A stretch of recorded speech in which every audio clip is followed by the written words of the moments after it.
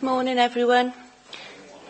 Please can you remain standing for prayers by the Rector of Pontypool, Canon Brian Pippin, before we start the meeting. Let us pray. In our prayers this morning, we will concentrate on the general election and the citizens' approach to that. We shall also remember the important issues of this meeting and pray for the Mayor as she chairs this meeting and for the councillors as they deliberate. Let us pray. Direct, O Lord our God, the minds of the citizens of this country and this borough in the election of those to represent them in the High Court of Parliament, that the nations may be wisely governed, the rights of all may be protected, and your church may be free to serve and witness in obedience to your word, through Jesus Christ our Lord. Lord God, in your mercy, raise up as candidates for Parliament men and women who love truth more than power and their country more than themselves. Give electors insight to distinguish between sound policy and party propaganda, and so direct the issues of this election that we may be blessed with wise leaders, good government and just laws. Through Christ our Lord. Amen. Thank you. Thank you. Please be seated.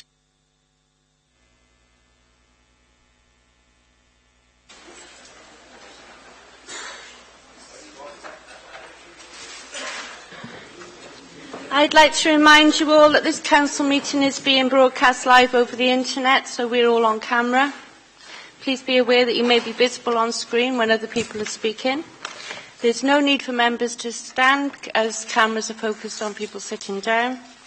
Remember to speak clearly into your microphones, please.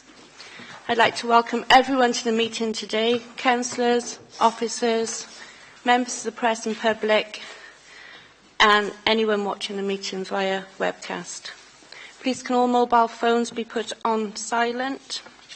If there's an emergency alarm, follow the green signs and go to the ground floor of the Civic Car Park. If you have any motions or amendments during the meeting, I will need them to be clear before we start, please, before we go to the vote.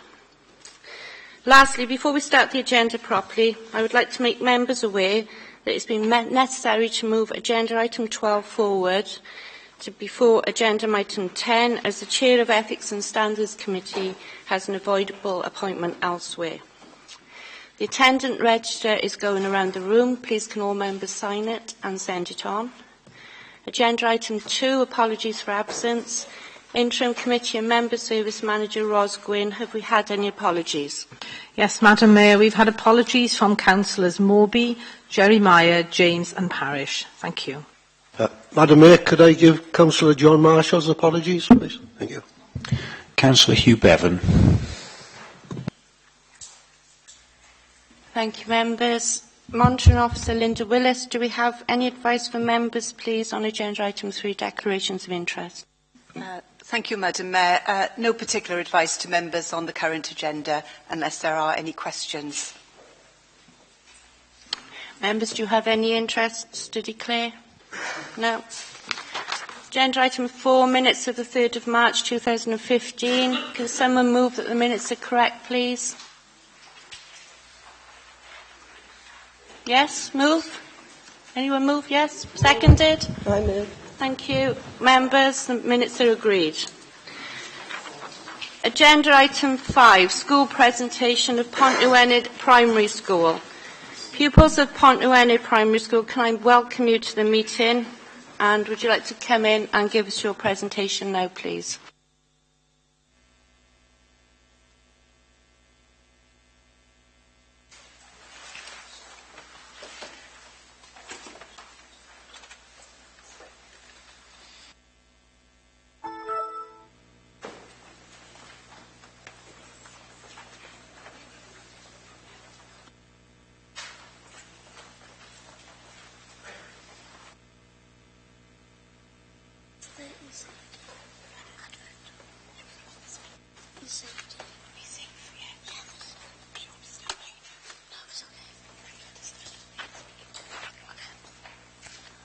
Good morning, Madam Mayor and Torfaen Council. On behalf of Pont Llewellyn Primary School, can I thank you for inviting us along to your council meeting today to celebrate some of our successes. My name is Sarah Davis and I am the current head girl of Pont Llewellyn Primary School. Over the last few months, we have entered a number of competitions, including the F1 in Schools competition, the Welsh Assembly's anti-bullying film competition, and e-safety competition organised by the South East Wales Safeguarding Children's Board. During our presentation, we will be showing you some of our work produced in the TV studio, and we are happy to answer any questions you may have at the end. I would first like to call upon Erin to tell you about our e-safety competition winning entry called The Voice Inside. We won this competition earlier in the year by producing a short video in our TV studio.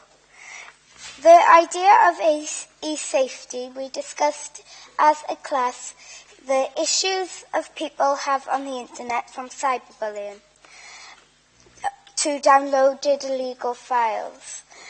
We then produced a video based on the old Talking Heads idea. Instead of speaking, you could share our thoughts.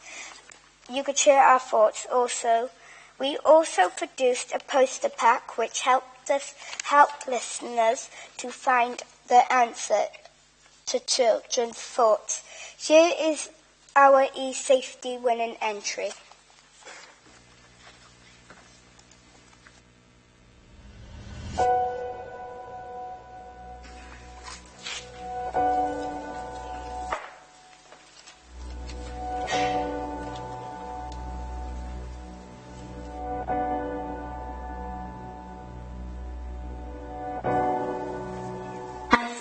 My friend, why are you sending all these nasty messages to me?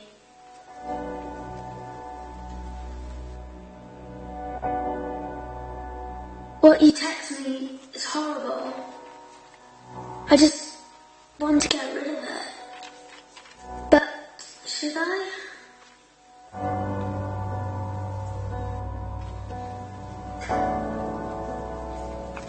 I can't take any of these horrible texts anymore. I need to tell someone. But who?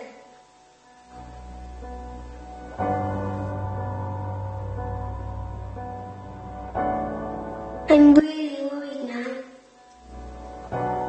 I've just told someone online where I live.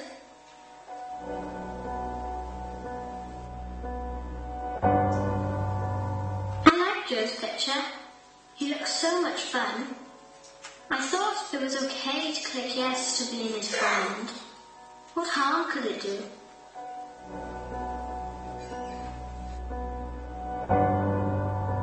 I can't believe she was so upset.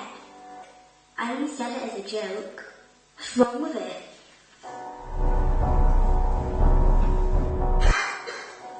How those pictures of me ended up on that website? I didn't agree to any of that.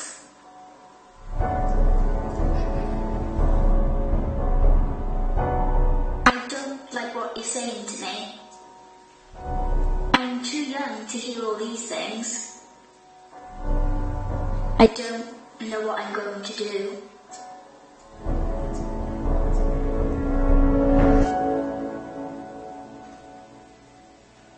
We started talking just as friends.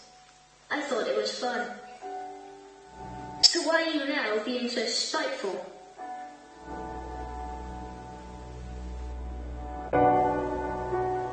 I thought I knew him, but on webcam he looked nothing like his MySpace picture. Why are you so different?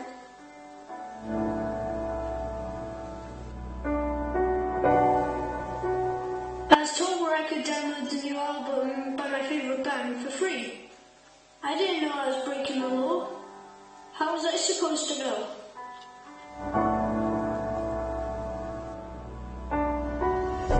Why is my computer stop working? I've only downloaded a file from a friend. He said it would be okay.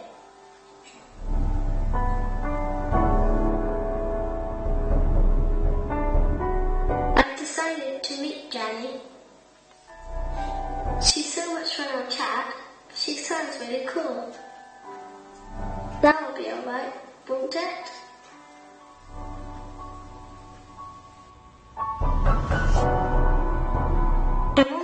wrong? Why is an adult trying to be my friend online? I'm not quite sure what I should do.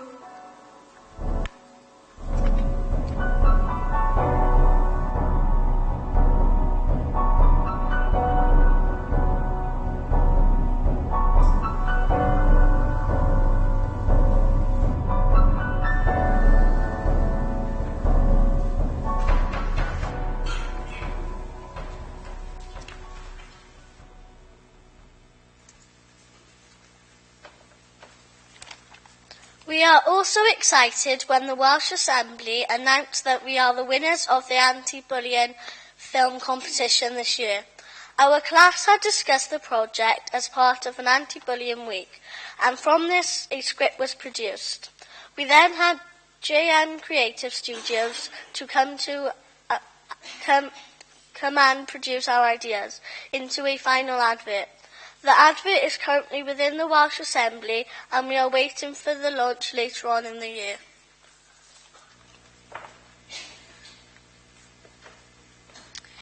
Our final project for last term was the F1 in Schools Bloodhound competition. As a class, we split ourselves into teams and create our own F1 teams. In our teams, we create a team identity, design model race cars, find sponsors, and plan a budget, produce merchandise.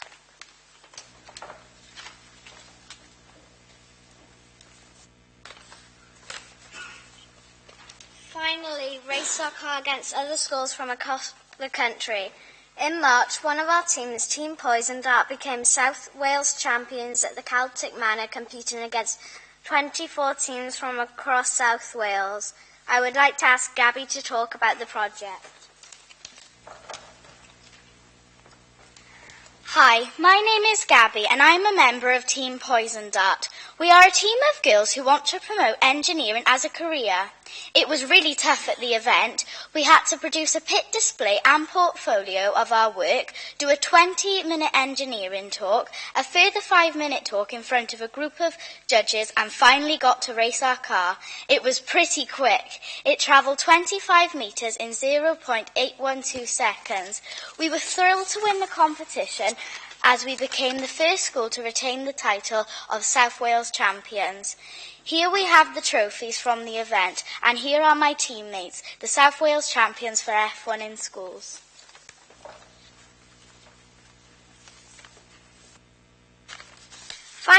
Finally and honestly, we are nearly done. Team Phoenix, another F1 team from our school, represented South Wales at the UK finals of the competition at the NEC in Birmingham in March.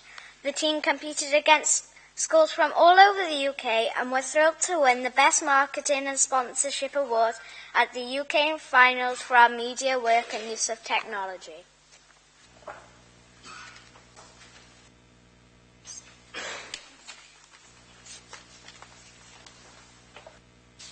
To finish, we would like to show you the Team Phoenix story, a documentary showing our work on this project.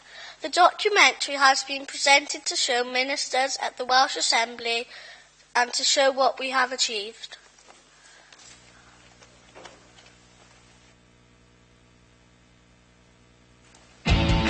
Years ago, a school in the valleys of South Wales took part in the F1 in Schools Jaguar Challenge for the very first time. Team Fire Tyres became the first rookie team to represent South Wales in the UK finals of the 3D Challenge. The following year, Team Lightning Bolt became South Wales champions and went on to the UK finals for a second time. Now, rising from their ashes, at the UK finals for a third year, Pontywydd Primary School proudly presents Team Phoenix at the NEC in Birmingham.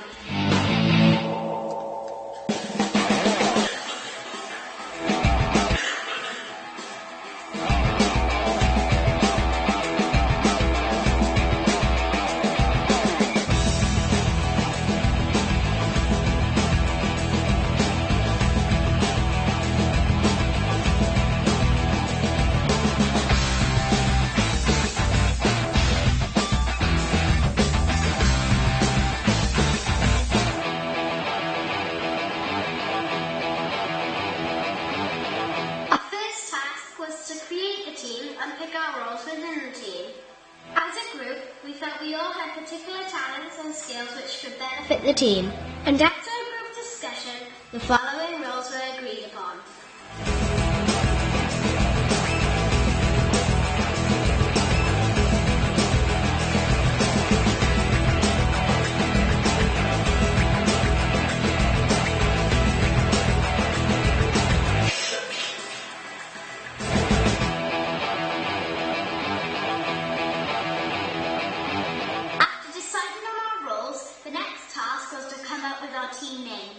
We all came up with ideas in our F1 books and discussed the work as a group.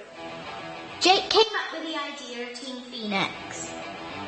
I love the image of a phoenix, so we began finding out all about this mythical creature. When a phoenix burns, another phoenix rises from its ashes in its place. I like this idea, as Team Phoenix had risen from the ashes of our previous finalists, Fire Tires and Lightning Bolt, to take their place in this year's final. We then went online and used a free logo maker to create designs for our team logo. We added text and a logo before downloading the image.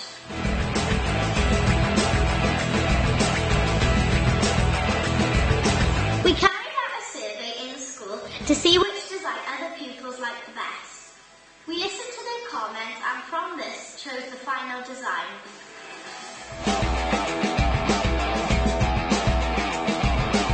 Our company is called Pontus Engineering. We've used the same logo for 2 years, so we decided we needed to redesign the Pontus brand and produce a new Pontus logo. To do this, we used Pro Desktop software to create a new logo using our car design.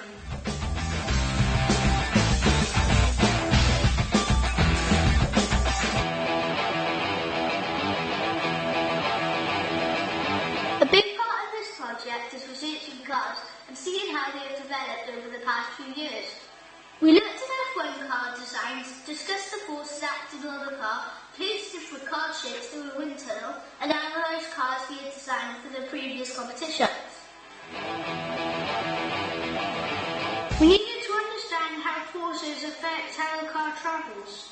We found out that the following forces acted on a car: air resistance, the weight of the car, friction between the wheels and the surface, thrust and reaction force. All of these forces must work together in order for the car to travel quickly down the track. We found out that we need to keep the weight down but not too low so that the car lifts off the track. We also need to have a curved body shape which helps with the airflow and cuts down the drag.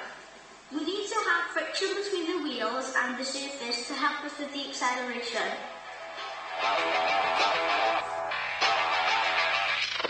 As we had a number of cars in previous years, we tested all the cars in the wind tunnel to look at the amount of drag each car created. We looked at each car and thought about why some cars were creating more drag than others.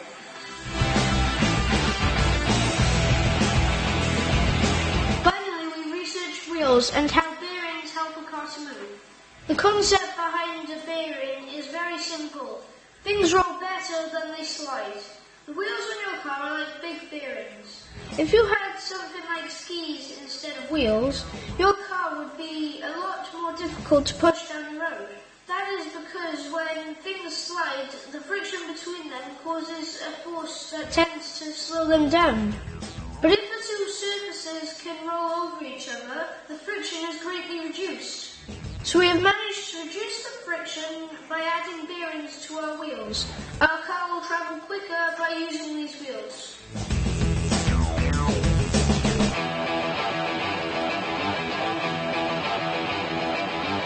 We use Pro Desktop software to create our car.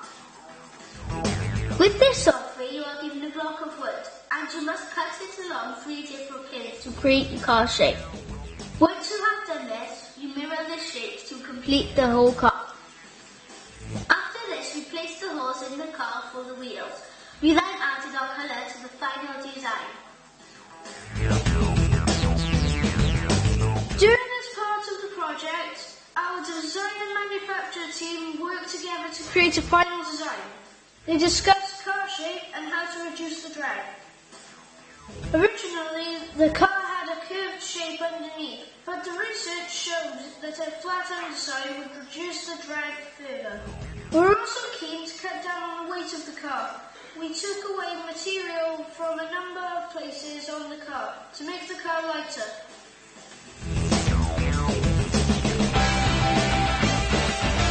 Our research team also looked at wheels and how they affect the car. We designed wheels using ProDesktop software. We created a circle before adding material to make a wheel. We then put a hole in the middle of the circle for a bearing. We took away further material to create our wheel design. We had designed our own car wheels.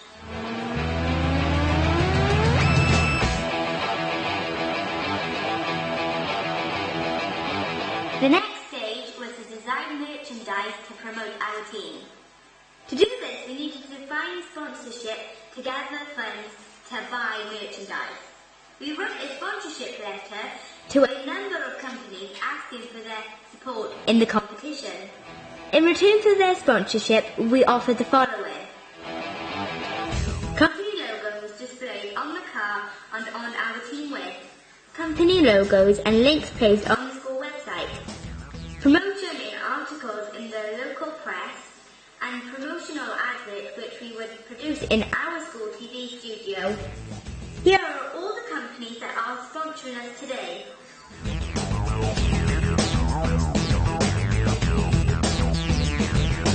Our design team's next challenge was to produce a line of merchandise. They worked closely with the finance manager to purchase items from shops and on the internet to create teamwear and merchandise. We used a local company called Balance Sports to create our teamwear. Our finance manager spoke with the company on the phone and ordered the items required. We also negotiated the price, getting free embroidery on all items. Our design team created a complete team outfit, including polo shirts, ties and sunglasses. After this, we needed to design and produce other merchandise. We discussed as a group what would be good to promote our car within our budget. We decided on car stickers, mugs, pencils, key rings, wristbands and cakes. We were able to get certain items on the internet and then make the merchandise ourselves.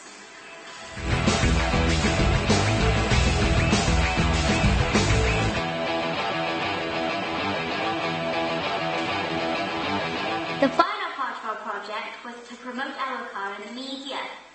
We started by relaunching our Twitter account with a teaser of our new team logo. Throughout the project, we have tweeted different parts of the project we have completed. We held a launch day at school where we introduced Team Phoenix to the world. We invited local dignitaries and press to attend the launch, and an article was placed in the local press. We then went into our TV studio to produce an advert and a documentary. To create our advert, we used a company called Envato. They provide templates to make adverts. We looked through the site to find suitable graphics and music for our team image. We then wrote a script, filmed our work, and used Final Cut to produce the documentary which you are currently watching.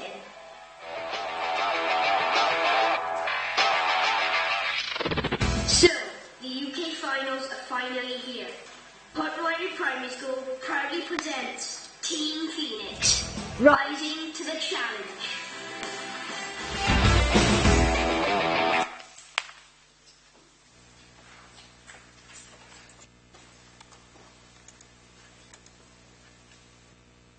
Does anyone have any questions?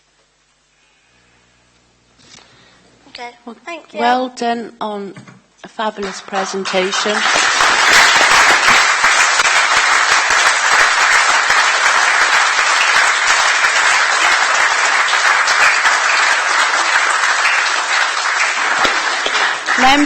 Members, do you have any comments or questions for the pupils' point of view? Councillor Evans. Thank you, Madam Mayor. First of all, can I thank you all for an excellent presentation. It's really, really good, and can I congratulate you on your success. What I would like to say is, now you've all done marketing, engineering, promotion. Do you feel that in the future you would like to take that forward? I think that we all feel like we've really enjoyed the experience that we've had, and I think that we would like to take it into the future. Thank you very much. Well done. Councillor Haynes. Thank you, Madam Mayor. Well done. Thank you for that. Both videos were absolutely excellent. The first one was really thought-provoking, and because, you know, as you get older, you tend to sort of forget a lot of the things that you highlighted in that. So it was really a really good video. But how things have changed since when I was in school. You know, I'm a lot older. I'm not the chalk and blackboard era, but I'm not far from it. But well done, and go Team Phoenix. Thank you. Councillor Yole. In the presence of such talented people, I feel a little bit bereft, and it's difficult to put into words the way in which I'm sure everybody here received both presentations. I find myself echoing, for the first time ever probably, the words of Councillor Haynes, because that particular video was indeed thought-provoking, and for someone or a team of people so young to come up with that particular idea and present it in such a professional, measured and, dare I say, adult way, you are to be commended. The school certainly is to be commended. The teachers and the staff are to be commended. The head I have a particular association with since I taught the young lady when she was even younger. And could I say as well, hopefully not giving my age away, that Pontnewydd School, or Snatchford as we used to call it, was the first school that I went to when I was 5. So there is a double whammy of an affinity there. And it certainly makes me proud to be, or to have that kind of association with an institution that continues, in spite of the difficult times that we've all found ourselves in during the last 12 months or so, still continue to perform at the highest level. And I think, once again, and I'm sure that I echo the sentiments of all the people here, when I say thank you very much to the head and the staff, and a particular thank you to the Team Phoenix and the team that put together both of the videos, and could you go back and thank the rest of the student population at Pontnewydd School, because I think you've done that school very, very proud. Thank you very much. Thank you.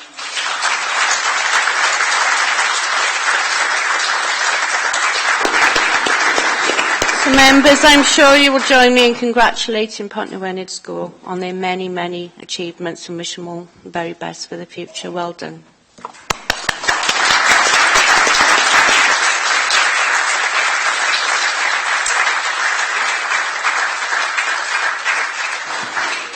Okay, we'll move on to agenda item 6, update on actions. Members, the updates on what has been done to implement our previous decisions start on page 41 of the agenda. Are there any comments or questions? No? Everyone happy to note the updates? Yes? Thank you, members. They're noted. Agenda item 7, receipt of petitions. We have no petitions for today, so we'll move on to agenda item 8, public question time. There are 2 public questions for today, shown on the sheet circulated. Can I call Mr. David Simpson of Cumbrae to come down and ask your question, please? Can I also remind members and public of any questions that if you have a supplementary question, it must relate to the primary question. Thank you.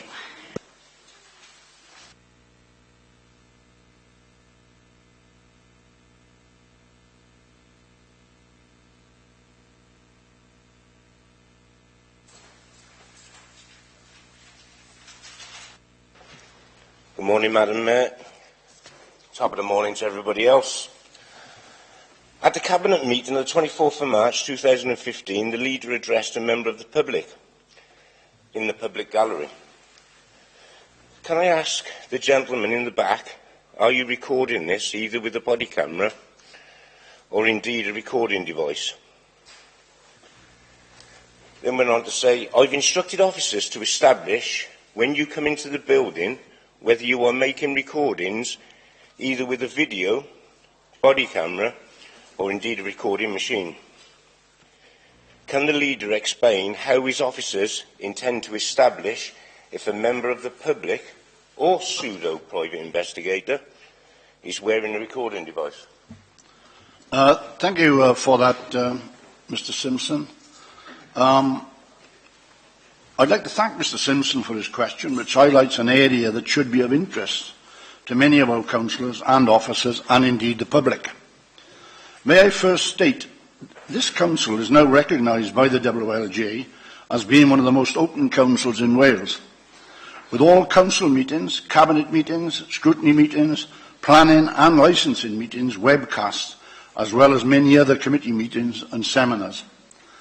Live webcasts are also archived for several months so they can be viewed on YouTube thereafter. However, in a situation such as covert filming of staff, we take the welfare of our employees very seriously. We have a duty of care, and I must remember all councillors of this, of any parties or indeed the independents. We have a duty of care to the people who work for us. We have, by the way, about 6,000 people working from Blanavon down to Cwmbran in a variety of buildings on a variety of different disciplines. They are not politicians, but people working frequently under great pressure to provide services for local people. They do not deserve to have their conversations unknowingly recorded with devices such as body cameras as they try to go about their work. And I'm certain that such covert filming of meetings in the public domain could make staff or members of the general public uneasy. Indeed, the trade union, and I will inform members that I spoke to a regional officer yesterday, is incensed by the whole idea of people discussing issues with officers and wearing a body camera.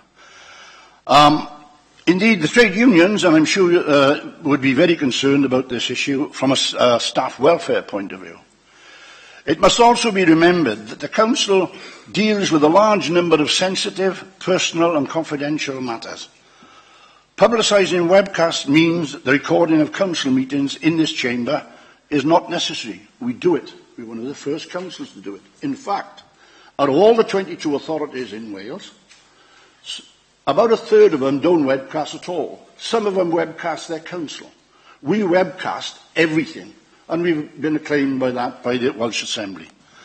The regulations about filming firmly state that filming of staff and members of private meetings is not allowed unless those individuals agree. Secret filming is not acceptable, and signs to that effect are in place and will be placed in civic buildings. Visitors will be asked to observe those arrangements. Visitors who refuse to observe those arrangements will be asked to leave. Let me make it clear, Mr Simpson, to you and to the public and people out there watching, because I don't know what they think about your antics. You've already confirmed to our officer that you film meetings and conversations with a body camera. Most people find that disgusting, actually. And as I said to you before, the trade unions will be taking this up and will be leading on it and looking for ways and means as to how... That's a very long-winded answer. I'm finished. I'm answering your question. The Mayor's running this meeting. Mr Simpson. Not you. You might think you're running it, but there's the person running the meeting. So, as I've said... You may think you're above the law. That's my answer, Mr Mayor. Right, Mr Simpson, have you a supplementary question? Yes, I've got a supplementary question for Mr Wellington. I was going to wait for the answer. Considering you haven't answered the question, how can the leader explain how officers intend to establish if a member of the public is wearing a recording device, which you haven't answered? So perhaps you'd like to answer that before I ask my supplementary question? I've answered what I consider to be a relevant question, Madam Mayor. Mr Simpson obviously been watching too many films, I think. Madam Mayor, can the leader explain how the officers intend to establish if a member of the public is wearing a recording device? Right. Please. Okay. Mr Simpson, Councillor I say- Wellington has answered that I question. say again, we've instructed officers to look at whatever means is necessary to do that, and officers are doing that. That's my answer to the second question, Madam Mayor. 2 questions he's allowed. Thank you, Mr Simpson. Could I just point out that there is... Mr Simpson, sorry, that's... I haven't answered my supplementary question. Sorry, that's 2 questions. Chief Exec, Monitoring Officer. Can I bring Monitoring Officer in? Yeah, Mr Simpson, you asked a supplementary question after the leader finished his first answer, so that was your supplementary question about that. Right, okay. Well, can I just point out that there is no... Sorry, Mr Simpson. Thank you. Can I ask Mr Ray Watkins, who'd like to come down and ask your question, please?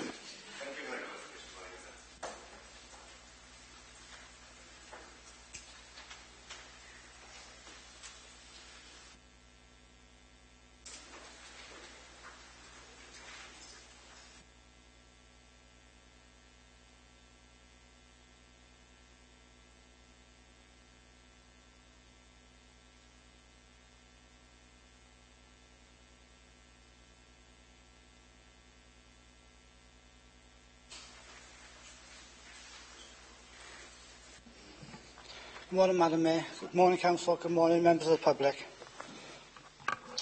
My question today is to the Council regarding the turning of the street lights off in Torfaen and their decision not to turn them back on after the petition of 1,377 signatures from the public went in last month.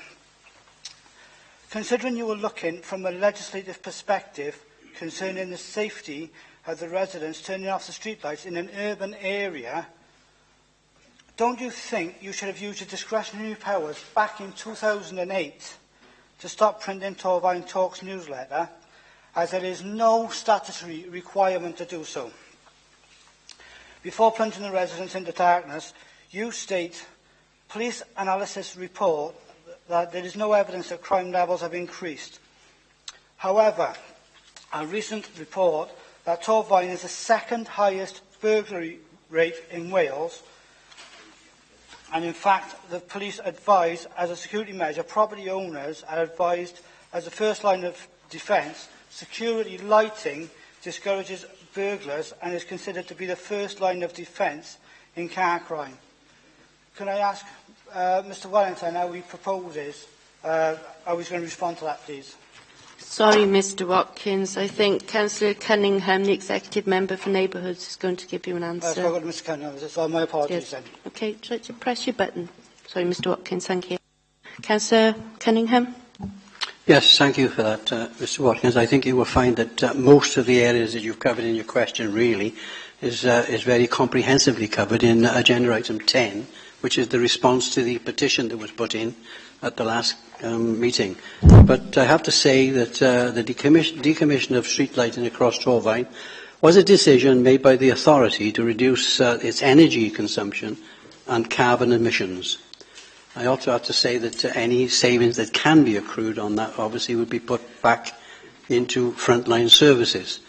The recent report that you referred to, which was produced by the insurance industry, has been commented by Gwent Police, who have advised the figures should be treated with extreme caution. Their advice is that the like-for-like comparison shown burglary rates across Cwmbran has fallen. The authority continues to work with the police relating to any specific concerns they may have related to street lighting provision and has restored illumination to areas where it has been agreed that illumination would assist in alleviating a specific issue. Thank you, Mr Watkins. Mr Watkins, have you a supplementary question? Yes, thank you, Madam Mayor. Considering it is not a statutory requirement to fund the Green Meadow Community Farm, unnecessary flower beds and a cycle track... And Mr Watkins, sorry, that's not supplementary. No, it doesn't relate to your primary question, so can you just get to the question? Thank you. It is related, Madam Mayor. Between keeping the streets right on the fault point and its residents safe in their homes, prevented further flooding and cleansing and repairing of the blocked and broken drains. Therefore, as a money-saving exercise, you could save excess of £450,000, and if each councillor would have the streetlights switched off outside their homes, underground car parks, and 12 lights inside a locked car park in the power station, there would be an even greater saving of over £500,000. Could you respond to that, please, Mr Cunningham? No, I couldn't, because it's totally irrelevant to the question you're asking. You're talking about street lighting. I only deal with street lighting. I can't tell you about the power station or anything else like that. So I can't answer that question. Well, sorry, you can answer the question of, about the safety and well-being of the constituents of Torfaen, which you've left sorry, them in Mr an unsafe Watkins. situation. We're just talking about street lighting. We cannot have debates. This is public question time. I'm awful sorry. Thank you for your question.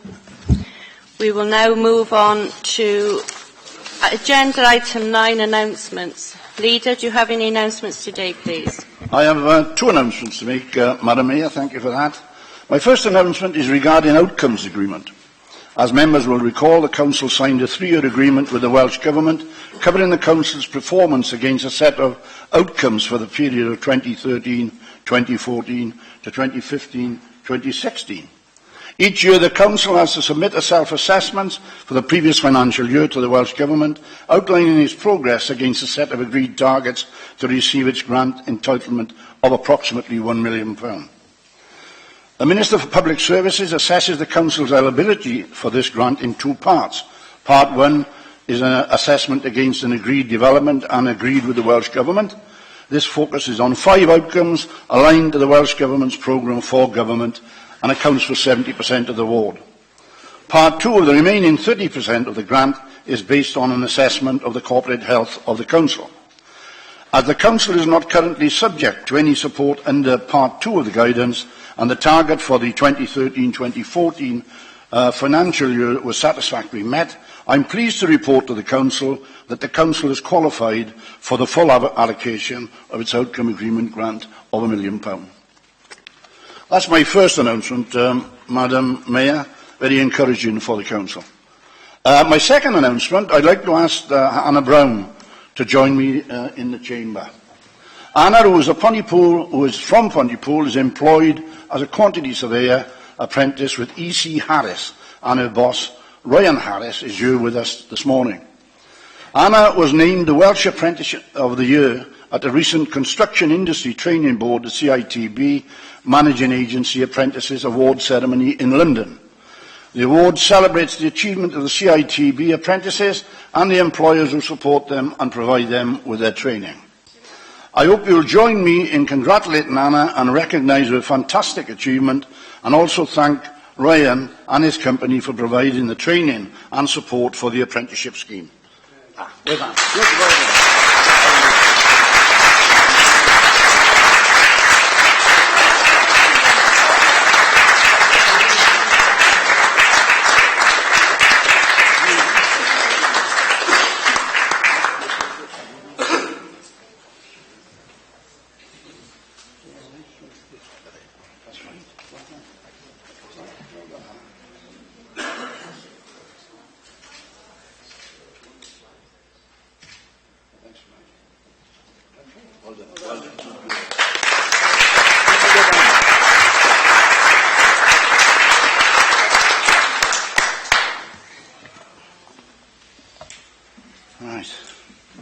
Leader, have you got any more announcements? No more announcements, Madam Mayor. Thank you. Chief Executive, do you have any announcements? No, thank you, Madam Mayor. Okay, thank you. As mentioned, it's been necessary to bring forward agenda item 12 forward, the annual report of the Ethics and Standards Committee. Mr. Lynn Earlman, Chair of Ethics and Standards Committee, can you present your report for us, please?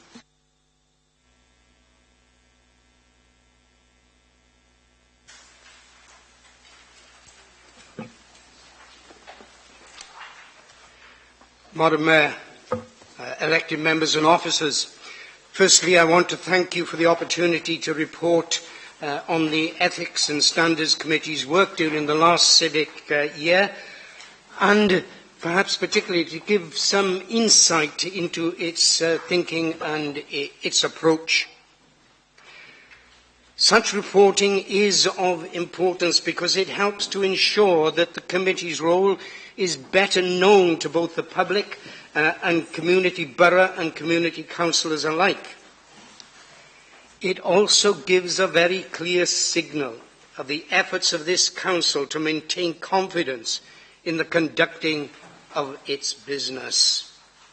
This is in fact the 5th annual report presented, and I want to re-emphasise the committee's overarching objectives, those of being supportive whilst encouraging the highest standards of conduct and compliance with the Code of Conduct. The committee is well aware that councillors are awaiting decisions from Welsh Government on local government reorganisation, as well as responding to the proposals set out in the recent publication of the White Paper entitled Power to Local People. And all these possible changes are set against a stringent economic background, which means that councillors are being asked to make more and more difficult decisions. Indeed, the upcoming annual All Wales Conference is being prepared under the likely banner of managing standards in a changing world, with emphasis on dealing with issues such as social media, whistleblowing, and maintaining a proactive ethics and standards committee so that it can offer what help it can to members as they navigate their way through these changing conditions. And on top of all that, we now have a new Ombudsman, Mr. Nick Bennett. It's clear, however, that he is continuing the work of his predecessors in that it is expected that member-on-member complaints will be dealt with under local arrangements, unless they are of a very serious nature. At the moment, that work does not involve community councillor complaints, but the Ombudsman is continuing to look at finding a similar solution for them. Now, notwithstanding all this challenging and changing backdrop, I am particularly pleased to come before you to present a report which reflects progress towards our overall objectives. The annual report from the Public Services Ombudsman for Wales 2013-14 reported that nationally the number of Code of Conduct complaints continued to fall. And for that period, only six cases related to Torfaen. Of these, 5 were closed after initial investigation, and the Ombudsman recommended no further action in the remaining case. I believe that this progress is due in no small measure to the advice available and the training approach taken within Torfaen. The current code has been with us without change since 2008. But it is important that members continue to remind themselves of the principles underlying the code as they apply it to the changing and challenging local government scene. There are regular advice notes from the monitoring officer and recent training sessions for dual-hatted members who are both county borough and community councils. With 20 out of 44 members of Torfaen serving in both capacities, we hope that these have been particularly helpful. Repeat sessions will be arranged for those councillors who were unable to attend. Further, the Ombudsman produces regular editions of a Code of Conduct casebook explaining his various decisions on Code of Conduct matters. These are helpful. The committee assiduously considers them and they will continue to be circulated to all members by the monitoring officer. I would encourage all members to find time to consider these. I referred earlier to the changing environments in which members operate. None more so, I suggest, than the usage of the so-called new technologies. As we've heard, council meetings are now often webcast, and there is an increased use of social media as a communication tool. The committee has taken opportunities, including when dealing with a complaint under the local protocol, to emphasise the need for care and discernment when using these technologies, particularly given the immediacy of their impact. Madam Mayor, I make no apology for once again drawing it to the attention of members. The committee regularly considers applications for dispensations in respect of personal interests which would otherwise be prejudicial and prevent a member from participating in decision-making. Most of these applications have related to members' small scheme donations, and this year we dealt with 38 of these. In addition, there were some applications to enable councillors affected to discuss proposed school closures. This is always an emotive local issue where members of the public expect their representatives to be involved.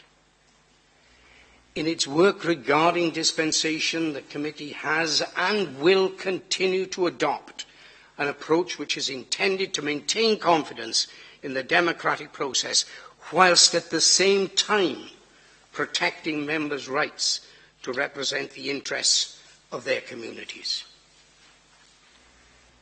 During the reported year, the committee has continued to receive reports relating to attendance levels at meetings, at seminars, training sessions, and including now reasons for absence.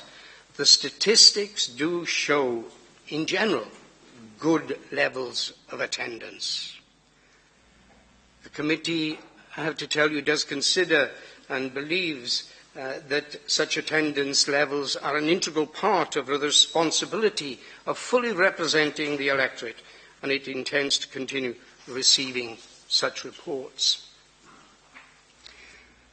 I want to end my report by commending the support and advice provided to the committee, and particularly that by the monitoring officer.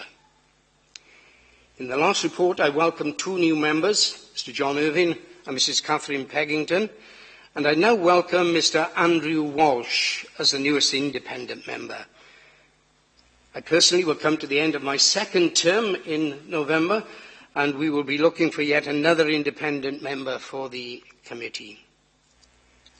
I sincerely hope that those members of the public who are watching, that they will look out for adverts during the coming summer months when the interview will take place, and that they will consider applying. For it is for all of us to be interested in to give support to maintaining the highest standards of public life, and in so doing to continue to promote the integrity and the standing of our political and democratic process. I believe, Madam Chair, that the Ethics and Standards Committee of Torfaen has been, is and will continue to be well placed to support and encourage that objective. Thank you. Thank you, Mr. Ullman. Members, do we have any questions or comments? Madam Mayor, I'd like to thank Mr. Ullman for his services that he's given to the authority both on this time and before. It's in good hands. He has the principles of democracy at heart. I've known him for probably 35, 40 years, and every dealings I've had with him, he's been operating on the basis of justice. Thank you very much for your work. Thank you, Mr. Ullman. The recommendations on page 118 of your agenda, that Council notes the annual report of the Ethics and Standards Committee is set out in the appendix. Can I have a show of hands, please? Everyone for? Thank you, members. That's unanimous. The recommendations in the report are agreed. We go on to agenda item 10. Council petition to turn the streetlights back on in Torfaen. Duncan Smith, Chief Officer for Planning, Public Protection and Neighbourhood Services. Can you present your report for us, please?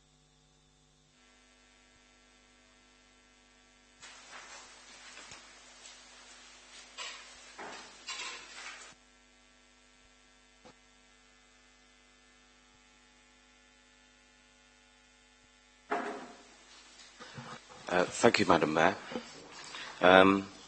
This report results from a petition submitted by Mr. Ray Watkins. He asked a public question earlier. The content of that petition is set out in paragraph 4.2 of the report in front of you. A reply has already been sent to Mr. Watkins, which he referred to in his question, based on the content of the report. I'll just remind members that Cabinet made a decision back in 2008 to decommission approximately 18% of the authority's street lights and put 33% onto what we call part night lighting. That's between 12:30 and 5:30. That followed a fundamental review of street lighting carried out by the council. The review took into account risk-based issues. They're set out in 5.3 of the report, and they cover the considerations that were taken into account in taking a decision over whether a light was left on or put onto part night or turned off. The decommissioning process overall, paragraph 5.5, has led to a 45% decrease in costs. Let me just say that the reasons behind the council's move are principally related to budget, but they're also related to carbon footprint, obviously. This has reduced the overall carbon footprint of the council. Overall, in terms of lights, then, the current situation is set out in 5.6. I won't recite the figures, just the percentages. Switched off, around 15%. Part night light, 33%. Lit all night, 30%. The average cost, for your information, because that's referred to in Mr. Watkins's petition, is around, of running a street light per year, is around £39, or 40 quid, let's say. The police analysis, throughout this, the police have been involved with the council very closely. In fact, there was a cabinet report in 2011 jointly presented by my predecessor, Christina Harry, and the police, which covered over the issues of crime or potential crime relating to the turn-off. And I think the question that was asked to Councillor Cunningham, an answer has been given about the latest crime figures and the police's thoughts on those, so I won't cover that in great detail. The recommendation is that the Council notes the petition and response sent to the lead petitioner. Thank you, Madam Mayor. Members, do you have any questions or comments? Councillor Smith? Yeah, just a small point. In item 5.6, the percentage numbers don't add up to 100%. Some kind of typo, I think. Well done. I hadn't noticed that, I've got to say. What I'll do is I'll make sure, I'll recheck those figures, we'll recheck those figures, and I'll send a note out to members, I'll email out what the correct percentages are, but they're about right. Councillor Ashley? Yeah, simple question here. How many authorities in Wales have conducted a similar exercise? Have you got the figures there? I haven't got the figures for the whole of Wales. As I say in my report, in paragraph 5.10, we're aware that Caerphilly, Vale of Glamorgan, Monmouthshire and Newport councils have taken action to reduce energy costs. I haven't got the full details on that. I haven't got the full details for the whole of Wales, but I'm sure they could be obtained. Madam Mayor, can I just answer partly that question? That I do have some figures about some authorities locally to us who have taken some measures of street lighting shut off, and that's RCT, Merthyr hasn't, Monmouth has, Swansea has, Neath Port Talbot hasn't, Carmarthen has, Torfaen has, of course, Pembroke has, and Caerphilly has. And there's others considering, I understand. Thank you. Councillor Evans. Councillor Cunningham, can you press your button, please? Councillor Evans. Thank you, Madam Mayor. First of all, could I say that the decision to turn our lights off weren't taken lightly, and I know it has a huge impact on residents in our communities. The question I wanted to ask is reference 5.9, where we are continuing to explore the new technologies with possibly energy bulbs and LED lighting, and I understand that we have actually done some work on that. Is this work continuing, and what are the outcomes likely to be? It is continuing. It was subject of a question by Councillor Bevan, I think, at February's council, where council were informed that the council had secured nigh on £500,000, and that had resulted in the replacement of approximately 3,800 bulbs to the more energy efficient bulbs, that is. Thank you. Councillor Thomas. Duncan, the appeal process is still in place for members to appeal if they feel there is a particularly dark section in their ward, and is that still used by members? Thanks for reminding me. That's tailed off. There were a lot to begin with, but that has tailed off, but it still exists. And I was going to make a big point of that, actually, and I forgot to do that, to Mr Watkins. If there are specific concerns in specific areas or about specific locations, there is an appeal process that any member of the public can follow. Thank you for reminding me of that. Thank you. Councillor Bevan. Yes, thank you, Madam Mayor. Picking up from comments made by Councillor Evans, actually, I was hoping that this was going to be subject for one of the Oversight and Scrutiny Committee meetings I'm on. We were going to have this as a topic of overall energy management going forwards, but sadly that's not going to be the case now. The report says that the average cost of running a street light is £39.28. I'm assuming that that is the traditional old-fashioned style of street light. The report doesn't detail the running costs for the new LED lighting technology. And in fact, as Duncan correctly pointed out, I have put some questions to this council before, and there has been some work done. In the written answer I received to a previous question, I was given a figure of over 6% of the streetlights.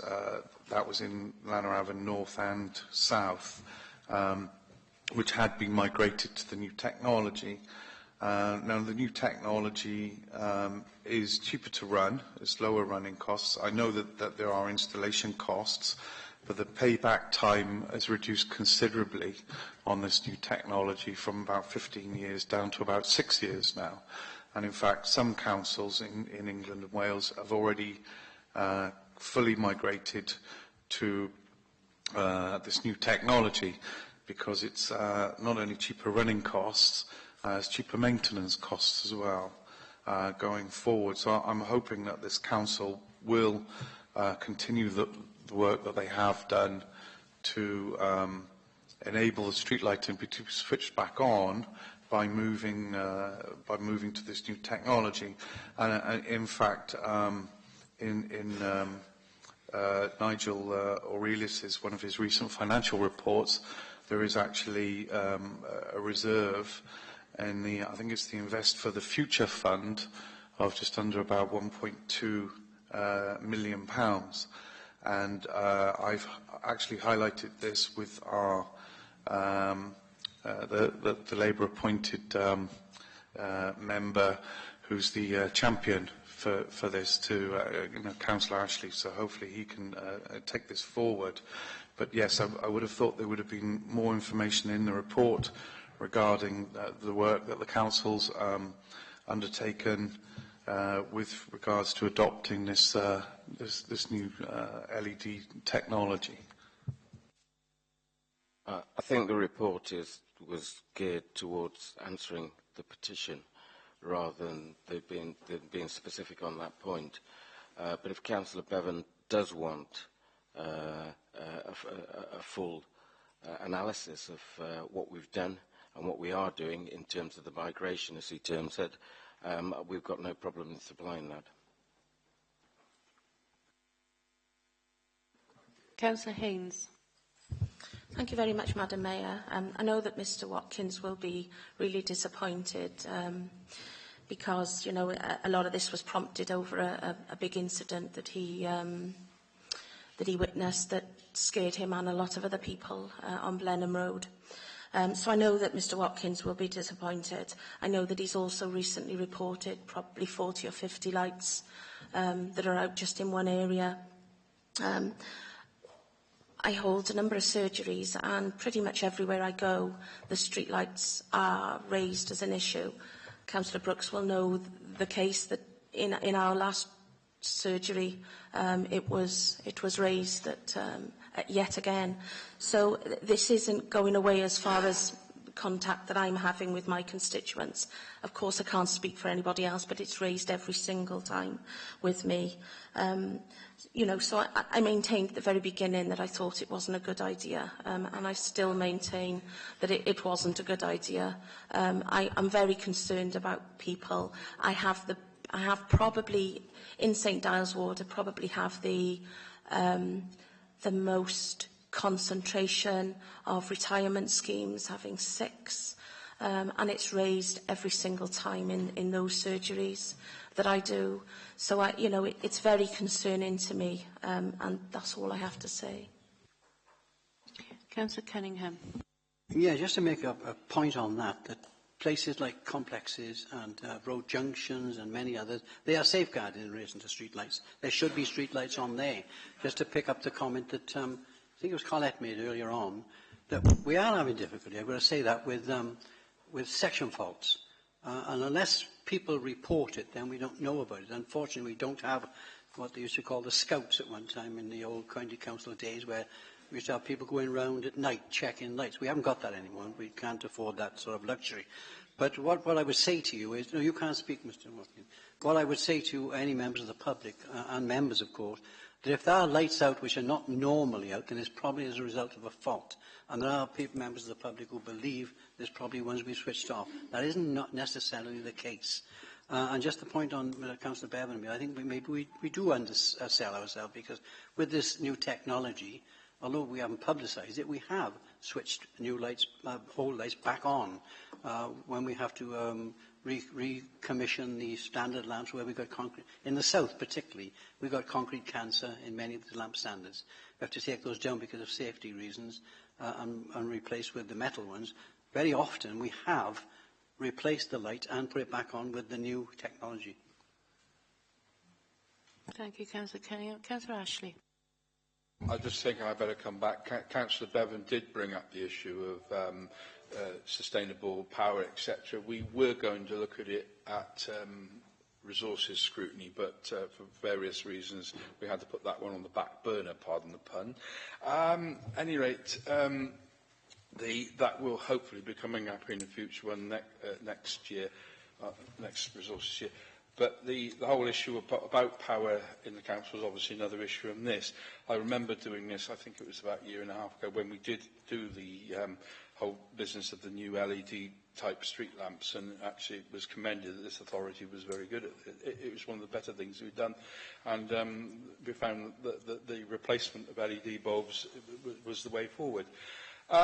As far as street lamps out in my own particular ward, as far as I can see, they are certainly very good around our complexes, and if we do get any issues, we try and pick up on them as quickly as possible. They obviously go down in various places, and certainly I've had reason to do that myself, but as soon as we get to know about it, we do it, and they certainly response time seems to be reasonably quick now, but if I've got any issues, I certainly ring up and they get done. That's all I can comment on that. But you know, it's a matter of areas where concentrations of older people live to make sure they're done. Thank you, Councillor Ashley. Councillor Evans. Thank you, Madam Mayor. Just taking up the point that the executive member has made recently about the number of lights that are out through various faults, underground faults are real problems because they take so much longer to repair. And I think the executive member would agree with me that with the limited lights we have, we need to have them back in place as soon as we can. And on that note, perhaps you could remind me about the protocol of once a light has been reported, the length of time that it will take to be reinstated. Difficult with the underground one, I understand that, and also the present protocol, I understand, is going to be perhaps changed in the future, which will mean that some lights will be out for a longer period of time. Well, I'm certainly not aware of that, but the protocol is, as you will understand, just to make it simplistic, that any lights which are out with a fault above the ground is dealt with SEC. And they are pretty fast, I must say that, because it's an easy thing to do. The more difficult ones, of course, are ones that are dealt with by Western Power, which are underground. And there is a time scale on that, but I'm not sure. I don't think Duncan would know it anyway, for them to call in and do it. But really, they give priorities more or less to domestic rather than street lighting. And so we're in their hands quite a lot. We've had them in a couple of times, Western Power particularly, because we felt that they weren't performing as quickly as they can. We got no real power over them, for want of a better word, because they're energy suppliers, and it's a government supply. So the only one we got control over really is SEC. But they are much better than they were.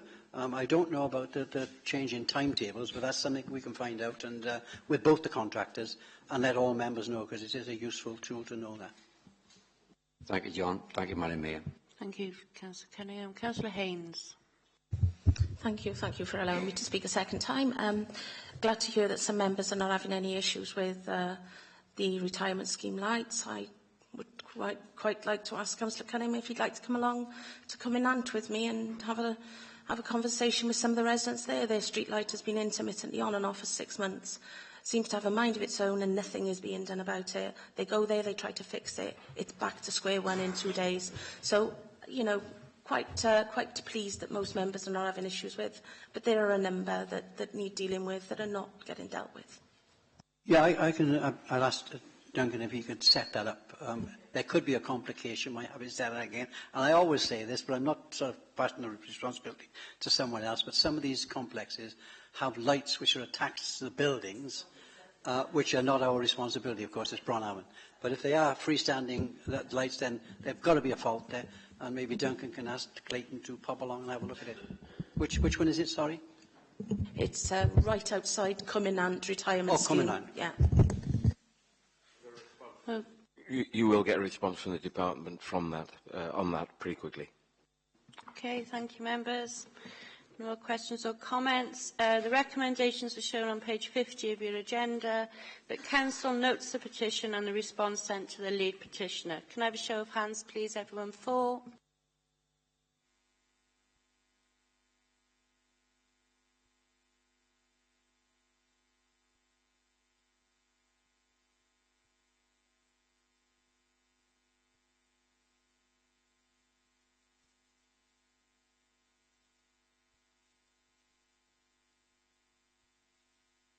Okay, anyone against? One. Anyone abstaining? Okay, thank you, members. The recommendations in the report are agreed. We'll move on to agenda item 11, Cemetery Rules and Regulations. Duncan Smith, Chief Officer for Planning, Public Protection and Neighbourhood Services. Can you present this report for us, please? The Mayor, Dana Einem will be presenting the report. Okay. Thank you. Okay, right, thank you. Diana, would you like to present the report?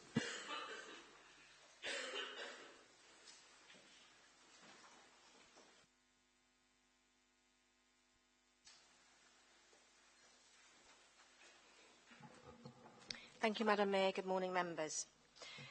The report in front of you really is a culmination of work since last summer. And it began really with a petition to Council last June regarding the cemetery rules and regulations.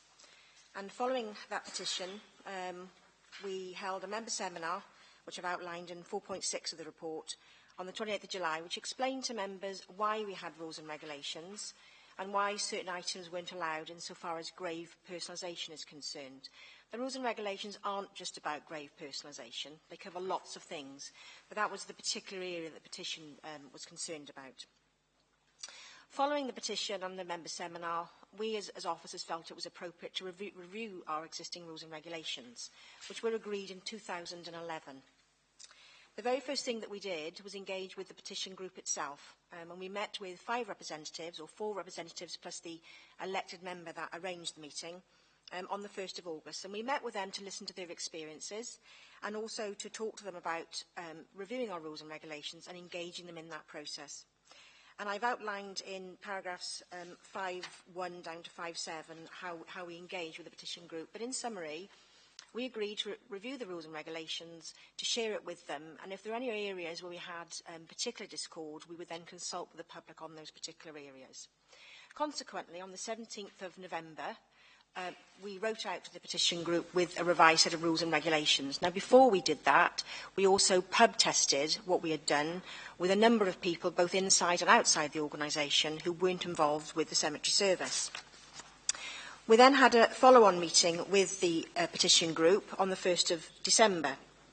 Now, at that particular meeting, there were only 2 people that were able to attend for various reasons, but we had received comments from one other person in writing. The meeting was very positive and constructive, and consequently, on the 11th of December, we sent out to the group the latest version of the rules and regs and sought their agreement that this was the set we could take to scrutiny, because we were due to attend scrutiny in January of this year. I did receive word back from an elected member that there were some members of the group who still remained dissatisfied with the rules and regulations, and I asked for those comments to be put to me in writing so that they could be considered as part of this process. To date, I've not received that. I also decided it would be worthwhile consulting with other service users other than the petition group itself, and so in early January, we consulted with all the town and community councils through the Local Councils Partnership Committee. And we also wrote out to Torfaen People's Panel, which is a database of over 350 residents who were interested in getting involved in policy change within Torfaen. Our approach to the Torfaen People's Panel resulted in 20 residents who wanted to come forward and help us. And in the end, there were 7 people who actually provided comment, either in writing to us or during a focus group that we held on the 4th of February. I actually received 2 sets of comments from the town and community councils, and they were both from Pontypool. We amended the rules and regulations based on everything that we'd received to date, and we presented those to Scrutiny Committee on the 11th of March of this year, together with a revised set of rules and regulations for them to consider. I've given in paragraph 5.14 of my report the feedback that we received from that Scrutiny Committee. I don't intend to go through it line by line, but it is there in paragraph 5.14 for you to see. What I would say is that all of the recommendations that were made to us by Scrutiny were taken on board and are included in the version that's in front of you today. On the 30th of March, I also presented the story so far to a member seminar, and again received comments from members, which I've listed in paragraph 5.15 of the report, and again I can confirm that everything that was put to me on that day has been included in the rules and regulations. Paragraph 5.16, therefore, lists all of those things that we've now added to the rules and regulations that weren't there previously. And I think the biggest change, just to draw attention to, because I don't intend to go through every single one, is a suggestion that every 24 months, every 2 years, we formally review our rules and regulations to make sure they stay pace with the changing society, but also the formation of a Cemetery Friends group.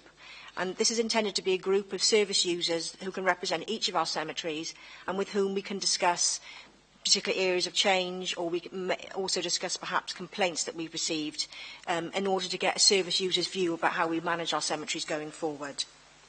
We also made a number of changes which are outlined in 5.18 of my report. And I think it's fair to point out that every suggestion that was made was acted upon. Some of the things that we received were questions, and so we responded to those questions. But where suggestions were made for change, we did act upon all of those suggestions. I began by saying this started from a petition to Council. That petition is now answered as part of this report, and I've done that in paragraph 5.21, and the lead petitioner was written to on the 31st of March, giving a response to the petition. The response to the petition was effectively that we would review our rules and regulations. We've now done that, and that's what's in front of you today for decision, is to determine the new set of rules and regulations. I also want to point out, in paragraph 6.2 of the report, But as well as talking locally about our rules and regulations, we also participated in an Association of Public Sector Excellence Network query. That's a UK-wide body, and that was looking at, it looked particularly at rules and regulations and also grave personalisation. And what I would say is that there are some authorities who are more lenient, there are some authorities who are much more stringent, and we're sort of middle of the road. There's nothing that we're doing or proposing that is at odds, significantly at odds with any other authority. And I'll just conclude really to say that what you've got in front of you is the revised set of rules and regulations. This is a very difficult and emotive subject. We're trying to strike a balance between the needs of the individual bereaved, but at the same time the general bereaved. And we're also acutely aware that whatever is decided today, it is highly likely that we won't be able to satisfy everybody's needs individually. But I think by having an agreement to review them every 2 years and also a Cemetery Friends group, we'll at least be able to work through any suggestions that are made going forward to ensure that we keep pace with our changing society. Thank you, Madam Mayor. Thank you, Dana. Members, do we have any questions or comments? Councillor Haynes. Thank you very much. I'm mindful that, I've been quite involved as a councillor in this regard. I'm mindful that we have to have a policy, and I do believe that a lot of the things that have been taken into consideration. I'm still, I've been very grateful for the apology given by Council, the way that it was originally handled. Welsh Government called it bullish and heavy-handed. But I'm sort of grateful for the acknowledgement, and I know that the group were grateful for the acknowledgement that wasn't particularly handled very well. I'm mindful we need policy. The one thing that I need absolute clarity on, though, is in one of the meetings, running alongside the policy, there was an assurance that for a special occasion, they could put a little extra on the grave, whether that be, balloons or something. And I know we were given that assurance verbally, but the first time that it happened a couple of weeks ago, it was denied. And of course, there was nobody available with holidays that was in that meeting that could approve this lady's special birthday for her child. So consequently, she became very upset because what originally had been sort of agreed to but not in the policy was now being denied to her. So is there any flexibility to put a line in, because the officer that then had to deal with it could only refer to the policy? So I'm mindful that even though you have given a verbal flexibility for a special occasion, that there was no reference to it in the policy, and therefore the lady was denied the verbal agreement that we had. Thank you for the question. It is in the new revised rules and regulations. There's a whole paragraph on it. I think the officer that you spoke to at the time was referring to the existing rules and regulations, because they don't say anything about special occasions. We have always had an understanding that where there is a special occasion, such as an anniversary, dispensation will be allowed for certain items. We've now written that into the new rules and regulations, and we're using an example of balloons, for example. What we wouldn't be able to give flexibility on are items that are just unpermitted, because they're unpermitted for valid reasons, and it would be inappropriate to allow those things even temporarily for a couple of weeks. But if it comes to additional decoration or balloons, they are allowed, and we have written that into the policy, and hopefully, members, you will see that in the version that's in front of you today. Thank you. Councillor Powell. Dana, I just want to say again, I'm really happy that you've taken everything on board. And in particular, the way that your report is written is very clear. And I'd like to see us use something like that to show how we work consultation with the public, because it's very much step by step. And you can see that even though it was a very emotive issue, there weren't really that many responses, in comparison to what you might expect. So I'd like to see us sort of publicise this and encourage people to get involved, because I think that report in particular, to me, was a very good example of the consultation process. Thank you. Councillor Evans. Thank you, Madam Mayor. First of all, can I say that obviously it is a very, very emotional issue, as has been suggested, and very sensitive, and possibly we could have handled it better earlier on in the process. But that said, I hope we learn from that. Can I say that I'm encouraged to see that we've got a 2-year review in the policy. That I think is important, that we can pick up things that perhaps we can amend in the future. Can I also say that myself, the Chair of Scrutiny, and Councillor Seaborn went around the cemeteries, both in the local borough and outside the borough. And when we visited outside the borough, they were going to put something in place similar to what we are doing, but because of the public outrage that they received, they didn't do nothing with it. And the cemetery there, as a result, was an absolute mess. So I think we need to get away from that situation, and I think we need to work with people going forward, and I think there's good proposals in here. Thank you very much. Thank you, Councillor Evans. Councillor Hunt. Just like to echo the thanks to Donna and her officers for the hard work on this over a number of months. Something that I've been in touch with them about as well. I welcome the establishment of the group and the efforts to speak and listen to people on such a sensitive issue, where there's a number of different views, including views from people who are very sort of anxious about the quiet and reflective space around their relatives' graves. They want to sort of make sure their views are known too. And I think that sort of approach of listening, establishing the group and interacting with them is the best way that this is taken forward, as opposed to being argued out publicly in a way that doesn't really befit the sensitivity of the issue. Thank you. Councillor Cunningham. Anthony is absolutely right, and I think we can all relate to these issues, I think, in relation to cemetery and cemetery rules, and some of us more than others. Some of us who've lost children themselves can relate to it, like myself. But in answer to Jess's question, I mean, I do have a timeline of the consultation process that took place. And I think it might be useful, it'll take me a minute or two to read it out, but I will. That early in 2014, due to the increase of over-personalisation, chief officers agreed to an enforcement campaign in early 2014.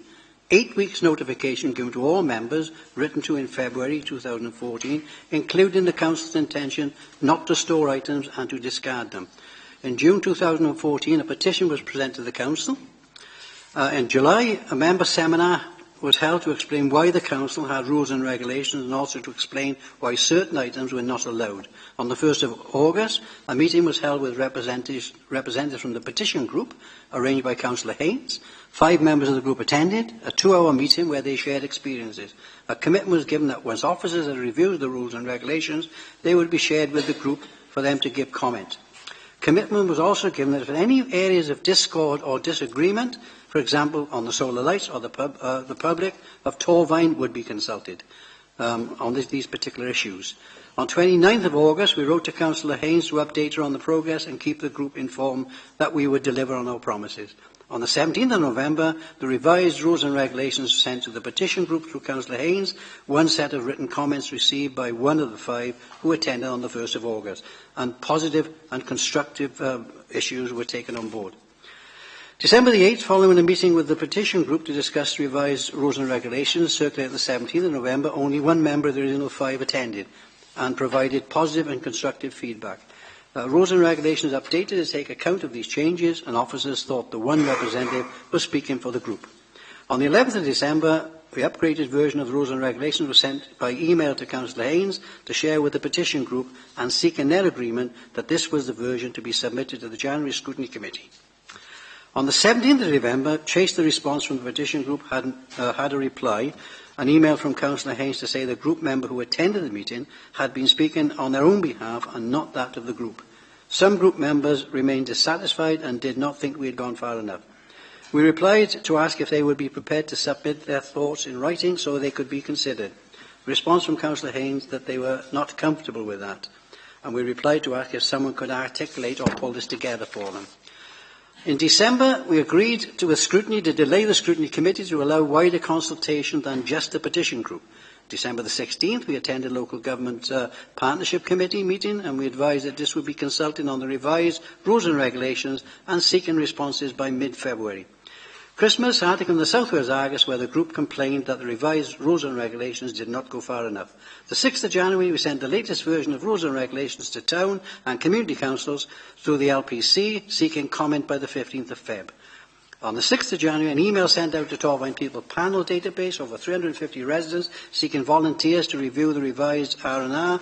20 residents agreed to participate. On the 9th of January, we sent the latest version of the rules to those 20 residents who had expressed an interest. In the end, 7 residents provided comment either verbally or in writing, all of which were taken on board.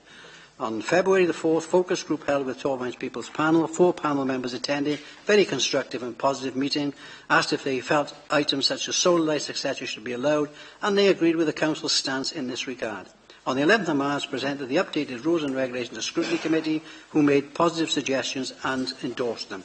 Scrutiny also confirmed that it felt that one-size-fits-all approach was still appropriate. As part of the scrutiny activity, Scrutiny members made visits to Lewin Selin and other cemeteries where the rules are not enforced. On the 30th of March, then, we presented the progress date to a members' seminar, had previously sent out a version of rules and regulations updated following scrutiny and sought comment. And it was a very good seminar with all positive suggestions that were all taken on board. A letter sent to the lead petitioner, Councillor Haynes, responded to the June petition and setting out the process for the forthcoming council. Revised rules and regulations were all taken on board, all comments to date to be presented to the council for today, and that's where we find ourselves. I can provide all these to all members if they want this timeline. Thank you, Councillor Cunningham. If there's no more comments, the recommendations are on page 61 of your agenda, that members approve the cemetery rules and regulations as attached at Appendix C. Can I have a show of hands, please? Everyone for?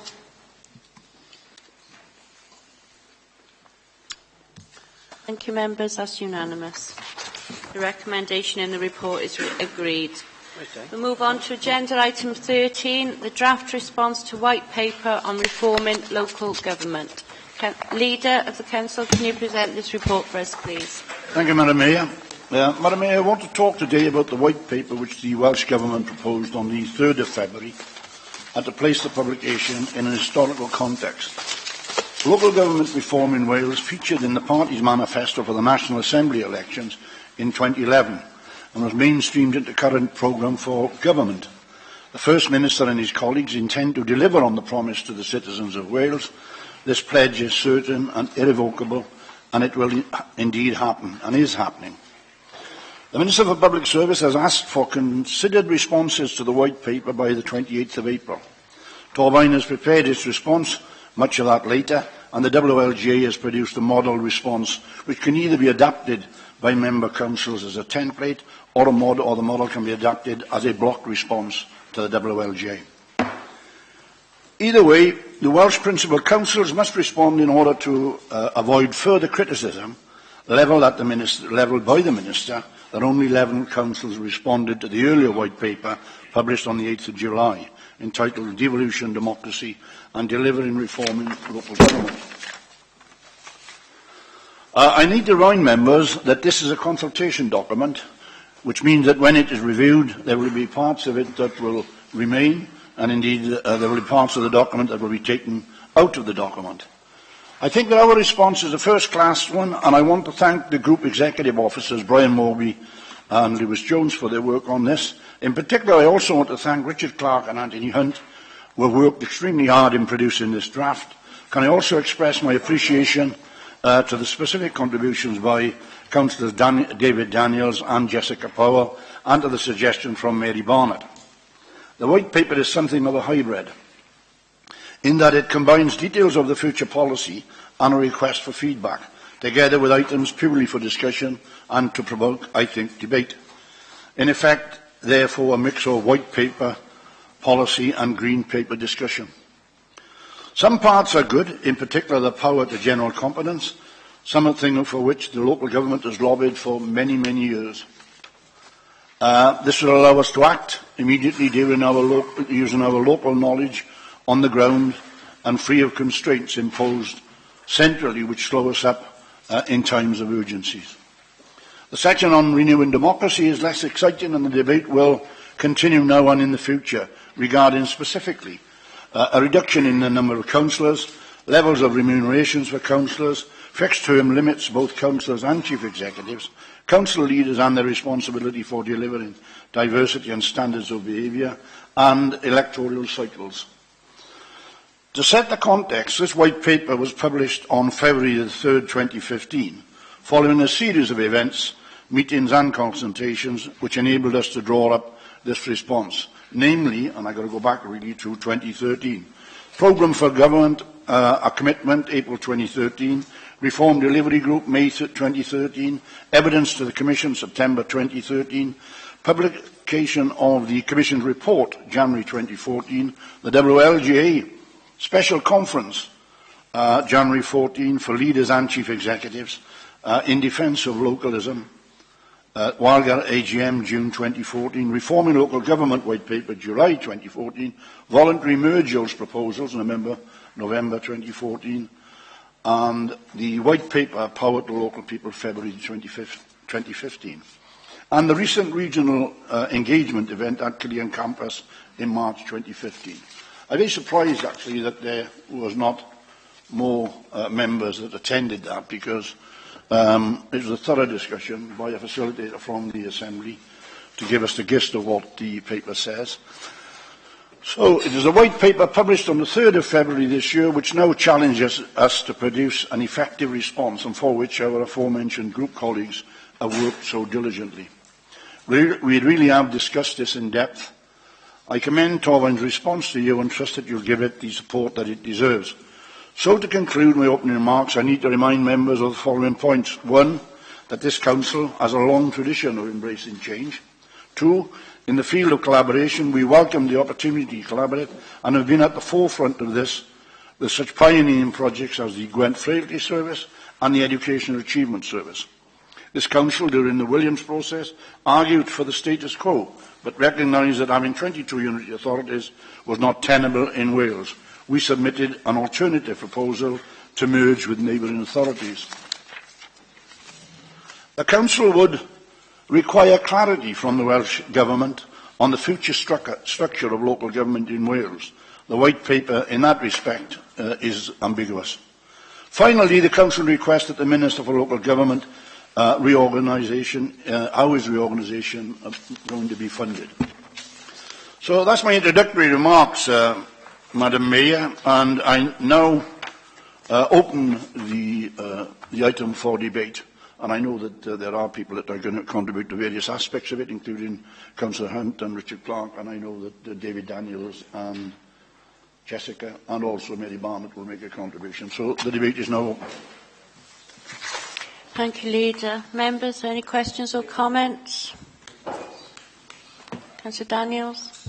Yeah, I'd just like to add a bit of context to my submission, which is on page 128, which is the last bullet point and paragraph. It basically sort of involves remuneration. Dave, can you mention the paragraph or speak into the mic? Yeah, sure. Okay. Basically involves remuneration of employers for time spent away doing council duties, because being a councillor is a disincentive for employers to take you on board. If you're in employment, the potential candidate will have to consider whether the employer will be flexible and understanding about the duties that they have to perform as a councillor. And if not, they'll have to consider whether the candidate will have to give up their job to be a councillor, which is, it's quite a big sacrifice, particularly for working age adults. Similarly, those not in employment will have to consider whether future employers will be discouraged from taking them on board due to their council commitments. I personally have had experience of this. I put my CV out all over the place, not to have a single response. I mean, that's not unusual in this day and age, but, I'm sure it's a factor. So as we can see, being a councillor can involve a level of sacrifice for working age candidates, a sacrifice which seems to be reflected in a recent survey of candidates at the last 2012 local elections, where the percentage of candidates between the ages of 18 and 39 was a mere 6.8%. So it's my belief that reimbursing employers for councillors' time spent doing their duties will act as a counterweight to this disincentive discussed. I will in turn go some way towards addressing the diversity issues councils are facing. Councillor Powell? Yeah, I suppose I should say a bit about mine as well. Mine was 4.6, talking about community council remuneration. Basically, I really do feel that the paper has not assessed enough the impact on getting community councils to pick up the slack, the sort of the lower level of democracy. Obviously, a lot of community councils around the country have difficulty filling their seats, and I think that will only increase. And you've got the problem with diversity, which is this paper is supposed to, improve. When you look at the sort of demographics of most community councils, they're much, much worse than the local authorities. Councillor Evans. Thank you, Madam Mayor. It's just a comment in reply to David's comments, really, with disincentive. I mean, we are trying to appeal to younger members to stand as council members, and we got this disincentive from all kinds of people. It's just really to take the point that you make, and it's a really difficult one to round off. Councillor Richard Clark. Chair, not wishing to prolong the debate if people aren't going to come on. Firstly, an apology. Perhaps when I did this, I should have done it in numerals or something so people could have referred to specific points rather than the bullet points. It's a lesson that I'll learn from that. If opposition members aren't prepared to support this today, and you should never prejudge, but just in case, you have until next Tuesday to raise any points that you have with the Welsh Assembly Government itself. I would commend the paper to you. As the leader said in his opening, there is much about this paper that's what's commonly called nowadays as a no-brainer. I will single out David Daniels for his role as the diversity champion. He's been very involved with the Welsh Government in bringing forward policies that will help younger people to be more incentivised to join the ranks of us today and in the future. So I commend the paper to you. I hope you would support it. If you've got any views outside of this paper, I will advise that you've got till next Tuesday to submit those. Thank you. Councillor Barnett. Right, thank you, Madam Mayor, and thank you in particular to Richard and the other people that the leader has said did the bulk of the work in drawing this up. Could I say, as Members Training Champion, that it's very, very important, I think, that the Welsh Government is aware of the need for us to have the proper resources to train prospective and emerging councillors, cabinet members, leaders, etc. I'm rather saddened that the WLGA has had its training grant withdrawn by the Welsh Minister, and also those areas which have been a kind of training ground for the young, like the Funky Dragon, which was the Youth Parliament, has also ceased as well. But I have to say that training alone is not enough. There is a duty on us all to try and engage people in community work and to consider careers in local politics. And I use that word deliberately because we do want people to think that this is a job well worth doing. I feel privileged to be a councillor, as I'm sure most of the people here do. But we do need the facilities for training, and we should not discourage anyone to take up their democratic right to stand. I was delighted to see that we had a councillor some years ago who stood and got elected in his 83rd year. Wasn't a member of the ruling group, but for the time that he was on the council, and he died in office. Many of you know him, Tom Gould. He did a very good service to the community in representing the people he served. We need, therefore, to look very carefully, particularly the political parties, on what we can do to encourage young people and people of all ages to take an interest in the work of the Council. Thank you. Thank you. Councillor Smith. Thank you, Madam Mayor. Yeah, I've got a few comments. I'm largely happy with this document, actually. So well done, Richard. Congratulations. Yeah. A couple of points. In my role as a typo pedant for the day, on page 127, it refers to us being represented by 5 regional assembly members. Surely 4? Yeah, okay, good, thank you. A few other points. It is absolutely right to say that all the discussions, the effort, the money that was invested in the merger exploration was a fool's errand. This is absolutely right to use that phrase, and I'm glad that we're being robust in saying that. I'm very happy to see that this report recognises the great difficulty that is placed on those councillors who have full-time jobs. I'm fairly regularly criticised for not turning up to every meeting. I don't turn up to every meeting. If this meeting was happening 1 week today, I would be abroad on business, so I wouldn't be able to attend. That's the nature of how it is. So I'm glad that it is noted, and that any reorganisation of local government generally, or the way councils operate within themselves, I think should bear that in mind and seek to make sure that nobody is excluded from serving as a councillor because of the way the council operates. I want to speak in a couple of other points. Residents have raised the issue with me about the cost of the merger talks and all that, and they were not best pleased. I think it would be fair to say in general terms, well, it's my view anyway, and it's, I think, the view of many residents, that we have too many politicians. We have lots and lots of politicians, and I think many people express the view, wouldn't it be nice if there were fewer of them, but doing a better job.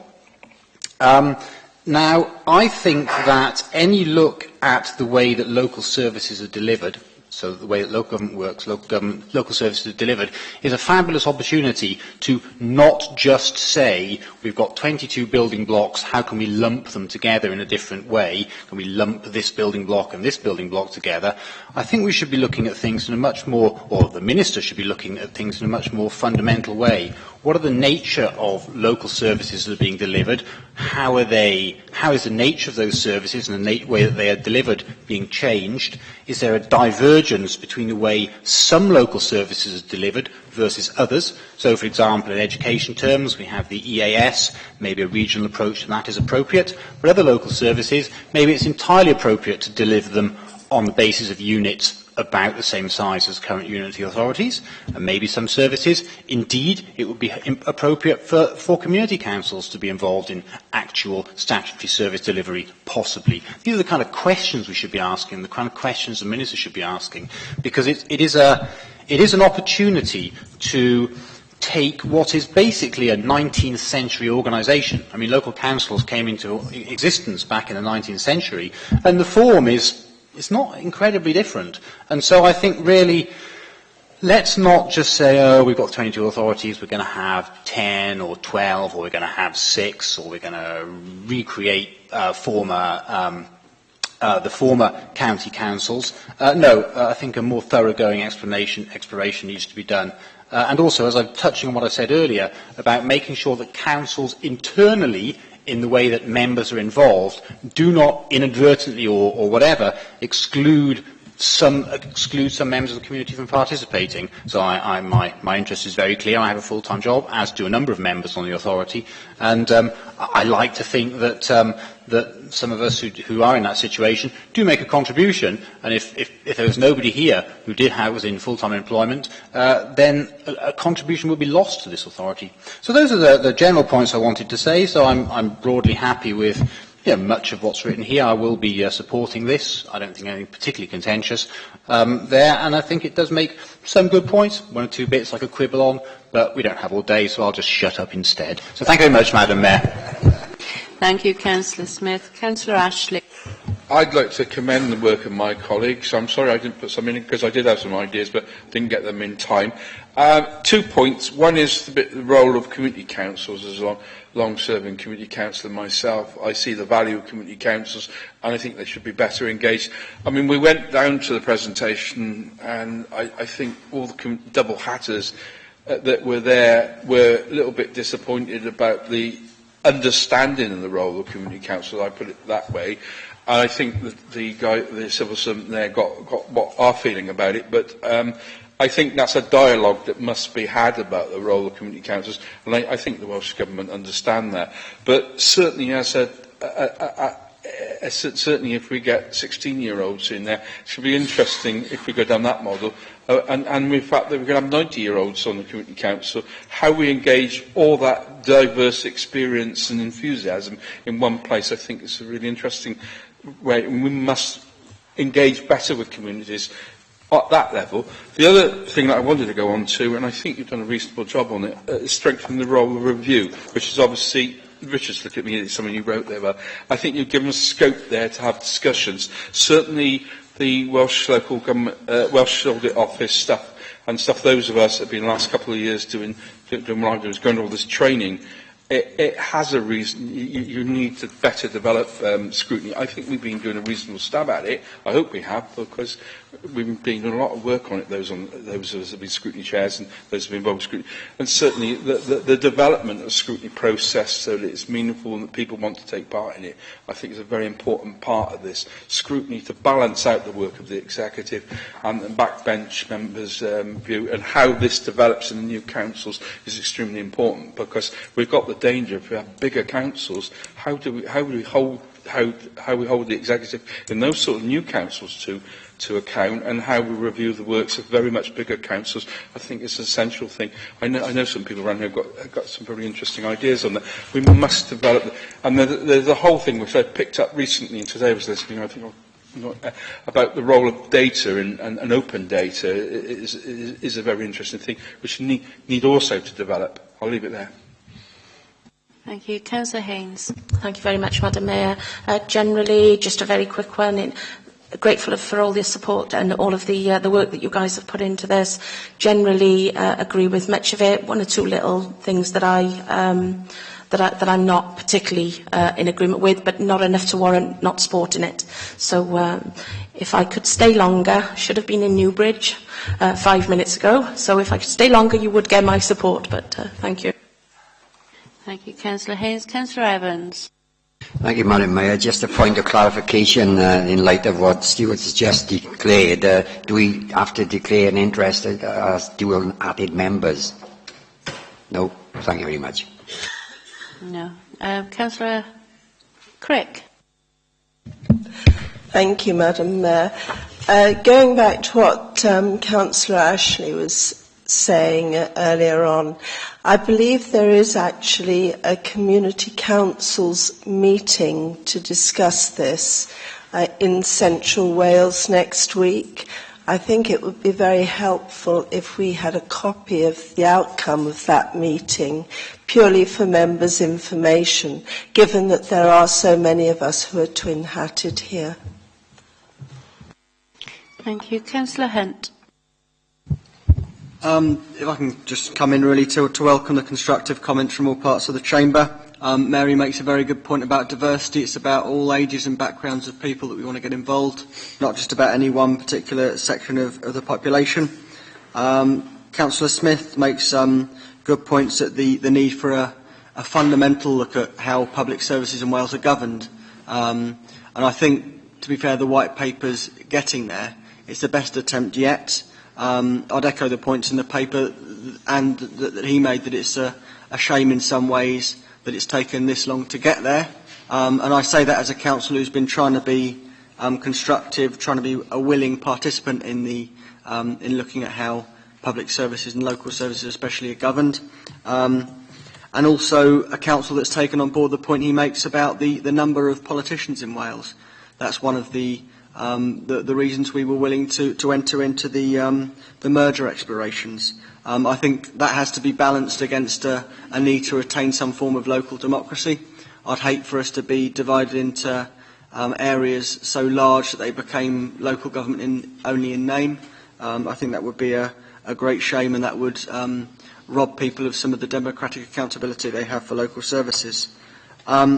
Stuart and Veronica make a very good point about community councils. I think that's especially important in the context of the devolution, which should be a part of this debate and which should surround the discussion about reorganisation. It shouldn't be just about reorganising units. It should be about the function of the units, what they are for, how power can be devolved down from Cardiff Bay to those units, to those new local government units, and how those new councils can devolve power down to their communities, the people they represent. I think a lot of the debate about devolution in Britain has been dominated by the question of how much power is devolved from central government down to either the Welsh Assembly or the Scottish Parliament, and that's quite right. But there's also a further stop on the train journey there, that those bodies then had to be prepared to devolve power down closer to the people. So that sort of is a summary of the responses. But I'm glad that the the Chamber as a whole has managed to come together and take a constructive look at this issue, at the white paper and the issue of reorganisation as a whole. I think that's characterised the way that we've dealt with it as a council from the very start, and we look forward to some more progress being made, hopefully in the summer. Thank you, Councillor Hunt. Councillor Rees.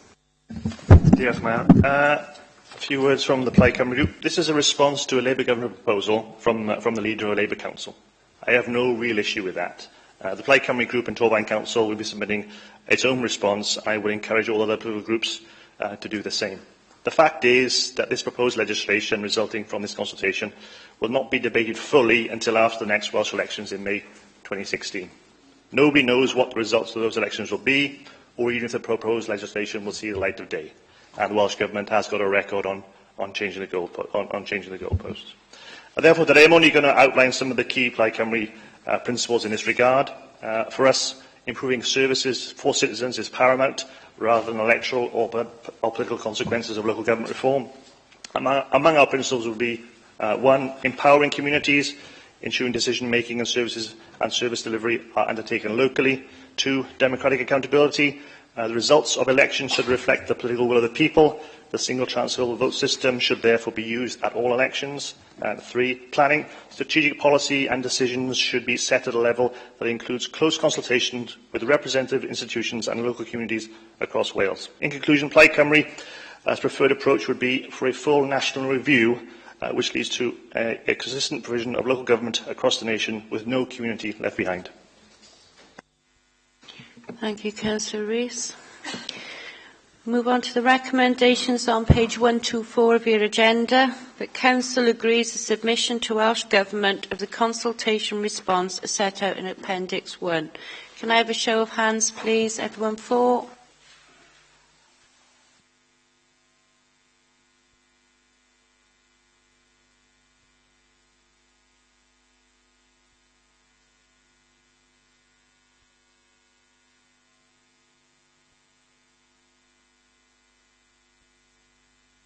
Anyone against?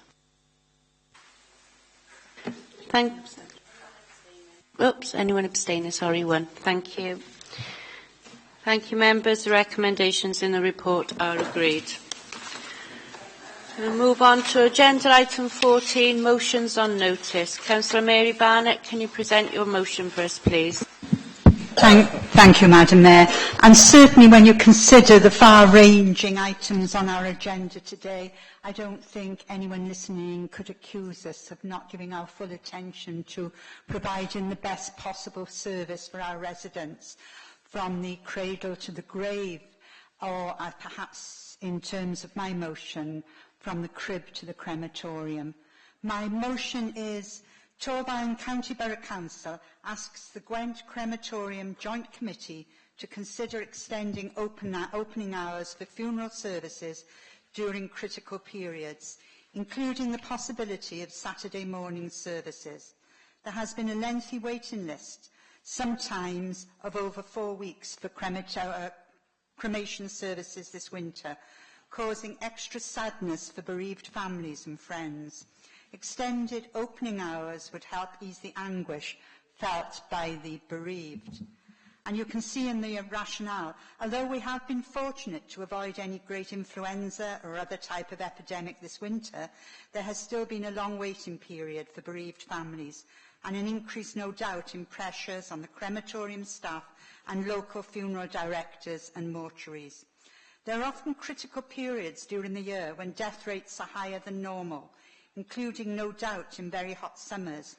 With an increase in the number of Gwent residents requesting cremation rather than burial, it would be prudent to ask the Gwent Cremation Joint Committee to consider extending opening hours during periods of increased demand.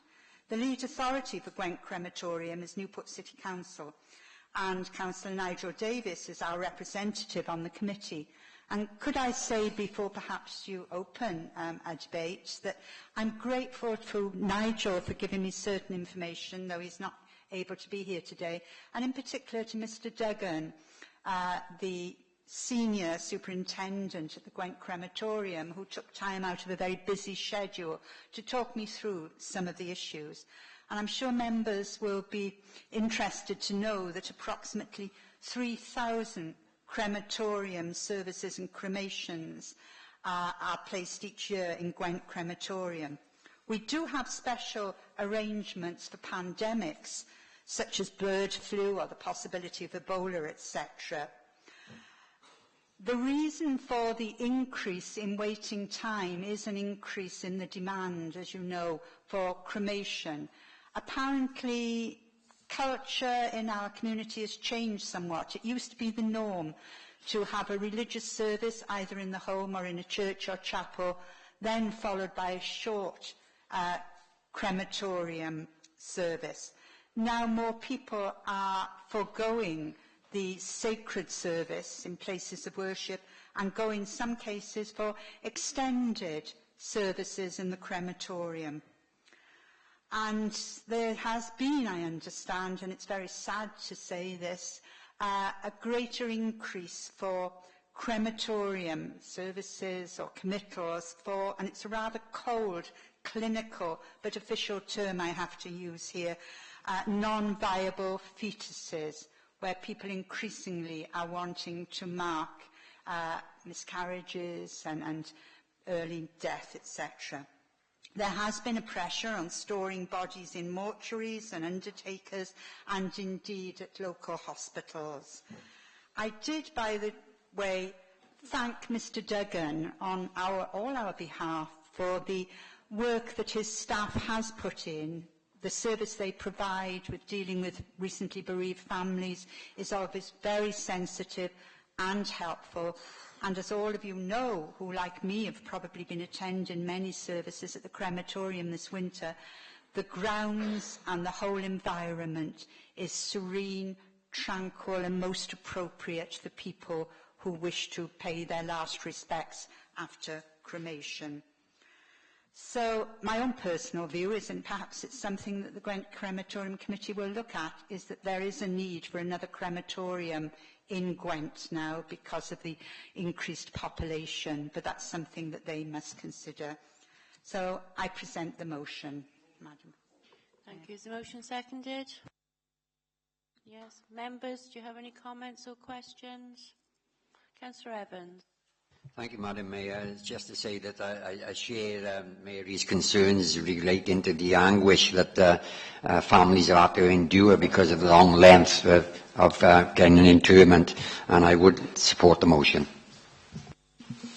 Thank you. Okay, members. Councillor Rees.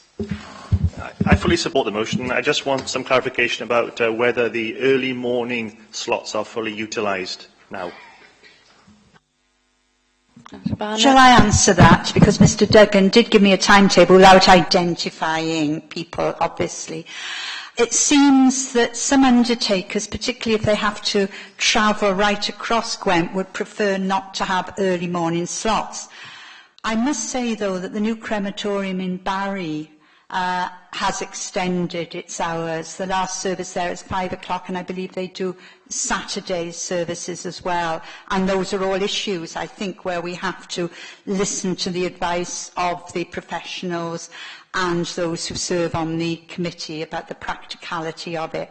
Personally, for people living in the Cwmbran area, I don't think that a slightly earlier morning service would be too much a barrier if the alternative would be that you've got to wait 4 weeks or so. Thank you. Okay. Right, so all those in favour of the motion? Okay, thank you, members. It's unanimous. The motion's agreed. Move on to agenda item 15, member question time. We have 3 member questions for today. Councillor Mary Barnett, would you like to ask your question? Can I remind all members as well that the supplementary question, if you have one, must relate to the primary question. Thank you. Councillor Barnett. Thank you, Madam Mayor. That is noted because I will have a supplementary question, if the executive member will bear with me. My question is to Councillor Anthony Hunt, Executive Member for Resources. Do you think food banks are now an essential resource for many Torvine residents? Approximately how many distributions are made each week in Torvine to those on benefit and to those on low wages? And approximately how many distribution centres and volunteers are involved in supplying food parcels?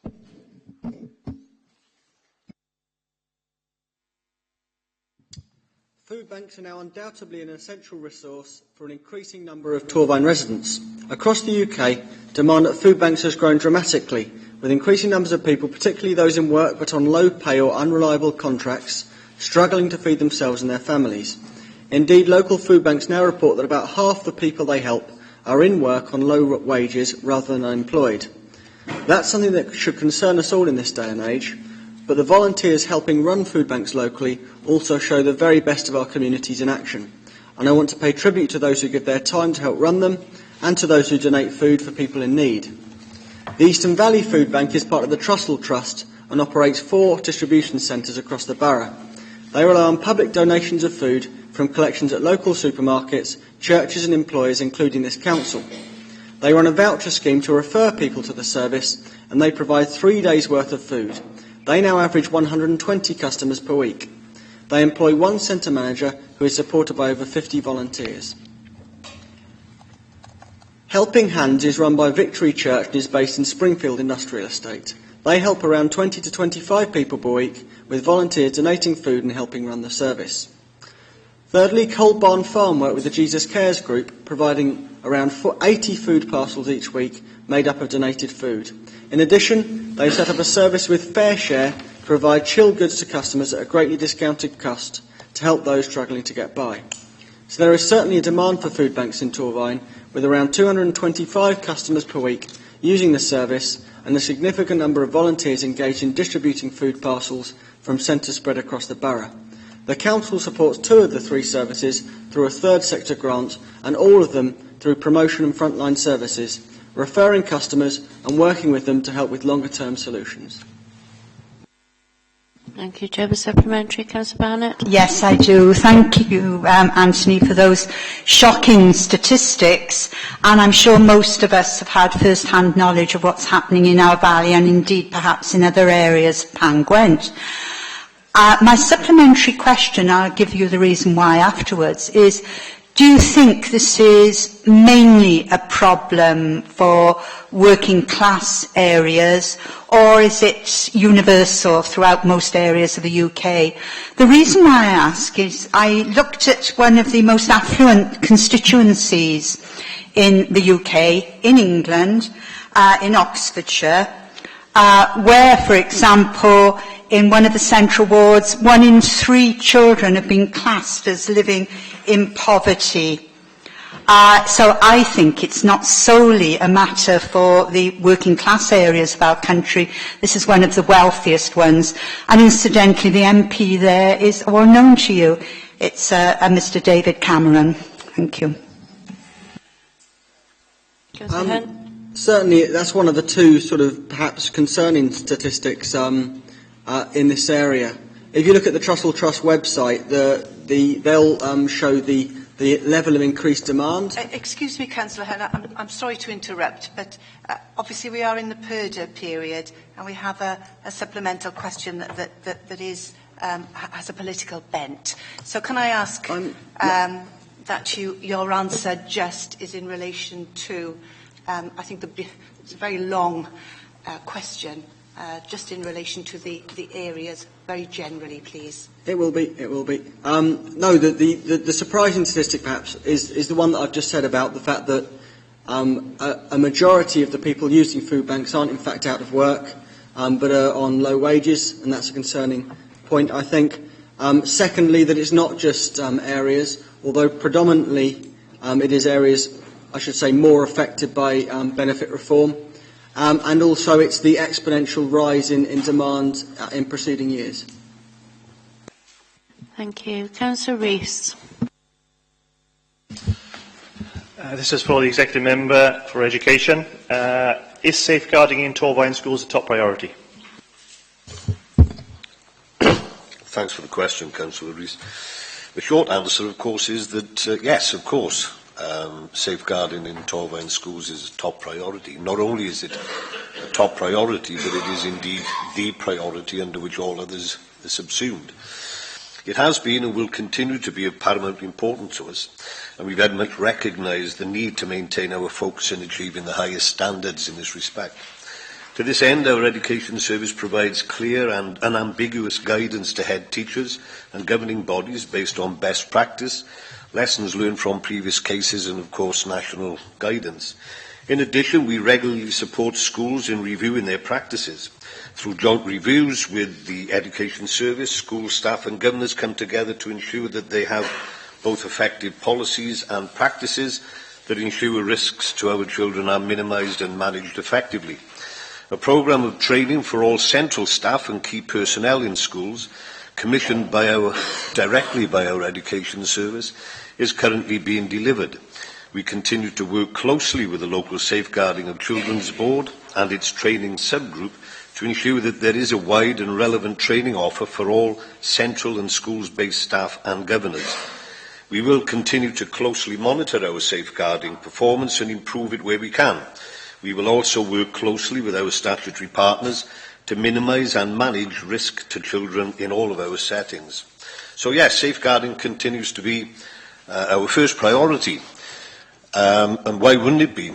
We can have the best schools, the best heads, the best governors, the best teachers, the best teaching practices and systems, indeed the best kind of support from our colleagues in the EAS, and the best kind of continuing support from the LEA itself.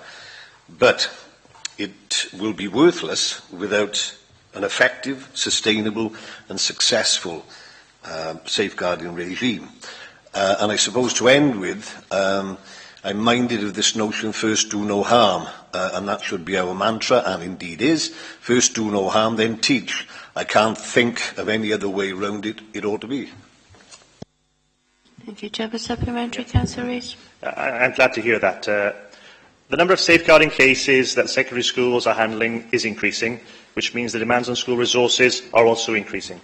Will the Executive Member for Education consider holding a meeting with representatives from the secondary schools to explore this issue in terms of how they're going to deal with the extra resources that they don't have? Yes, of course. It would be churlish to refuse an invitation such as that, because we are all interested and concerned in the same issues, and anything that would promote advancement in that sense, I'm more than happy to support.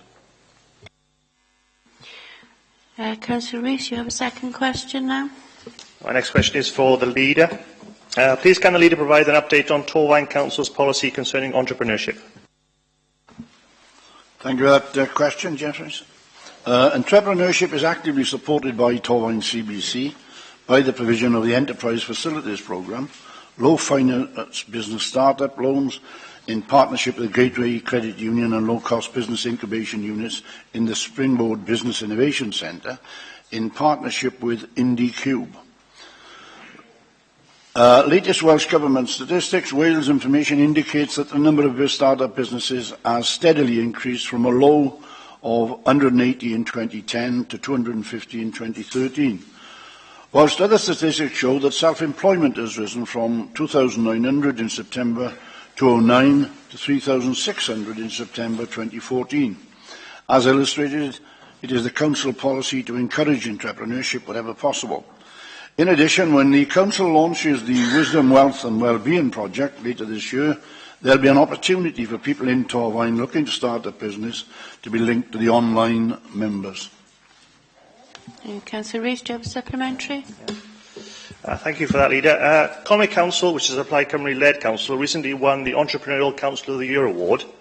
For every £1 spent by Conwy Council, £32 was generated through the successful events policy. Which of the policies that you just mentioned will deliver that kind of return? Well, I think we will all local authorities in Gwent, at the end of the day, follow each other. There's no such a thing as originality. Every one of them would follow each other, use the same practices in order to achieve that. Okay, thank you. We'll move on to agenda item 16, date of next meeting. For your information, members, the next meeting of the Council is the annual Council, which will take place on the 19th of May at 5 p.m. in the Council chamber. Agenda item 17A, Cabinet decisions of the 11th of March 2015. Members, the Cabinet decisions start on page 139 of your agenda. There were no challenges to the decisions. Do members have any questions on any of the decisions? No? All okay to note the decisions? Yep, thank you, members. The Cabinet decisions are noted. Agenda item 17B, Cabinet decisions of the 24th of March 2015. The decisions start on page 141 of the agenda. Again, there were no challenges to any decisions. Do members have any questions on any of those decisions? No? All okay to note the decisions? Yeah. Okay, thank you, members. Cabinet decisions are noted. And that's the end of the Council meeting. Can I thank you, everyone, for your attendance and contributions?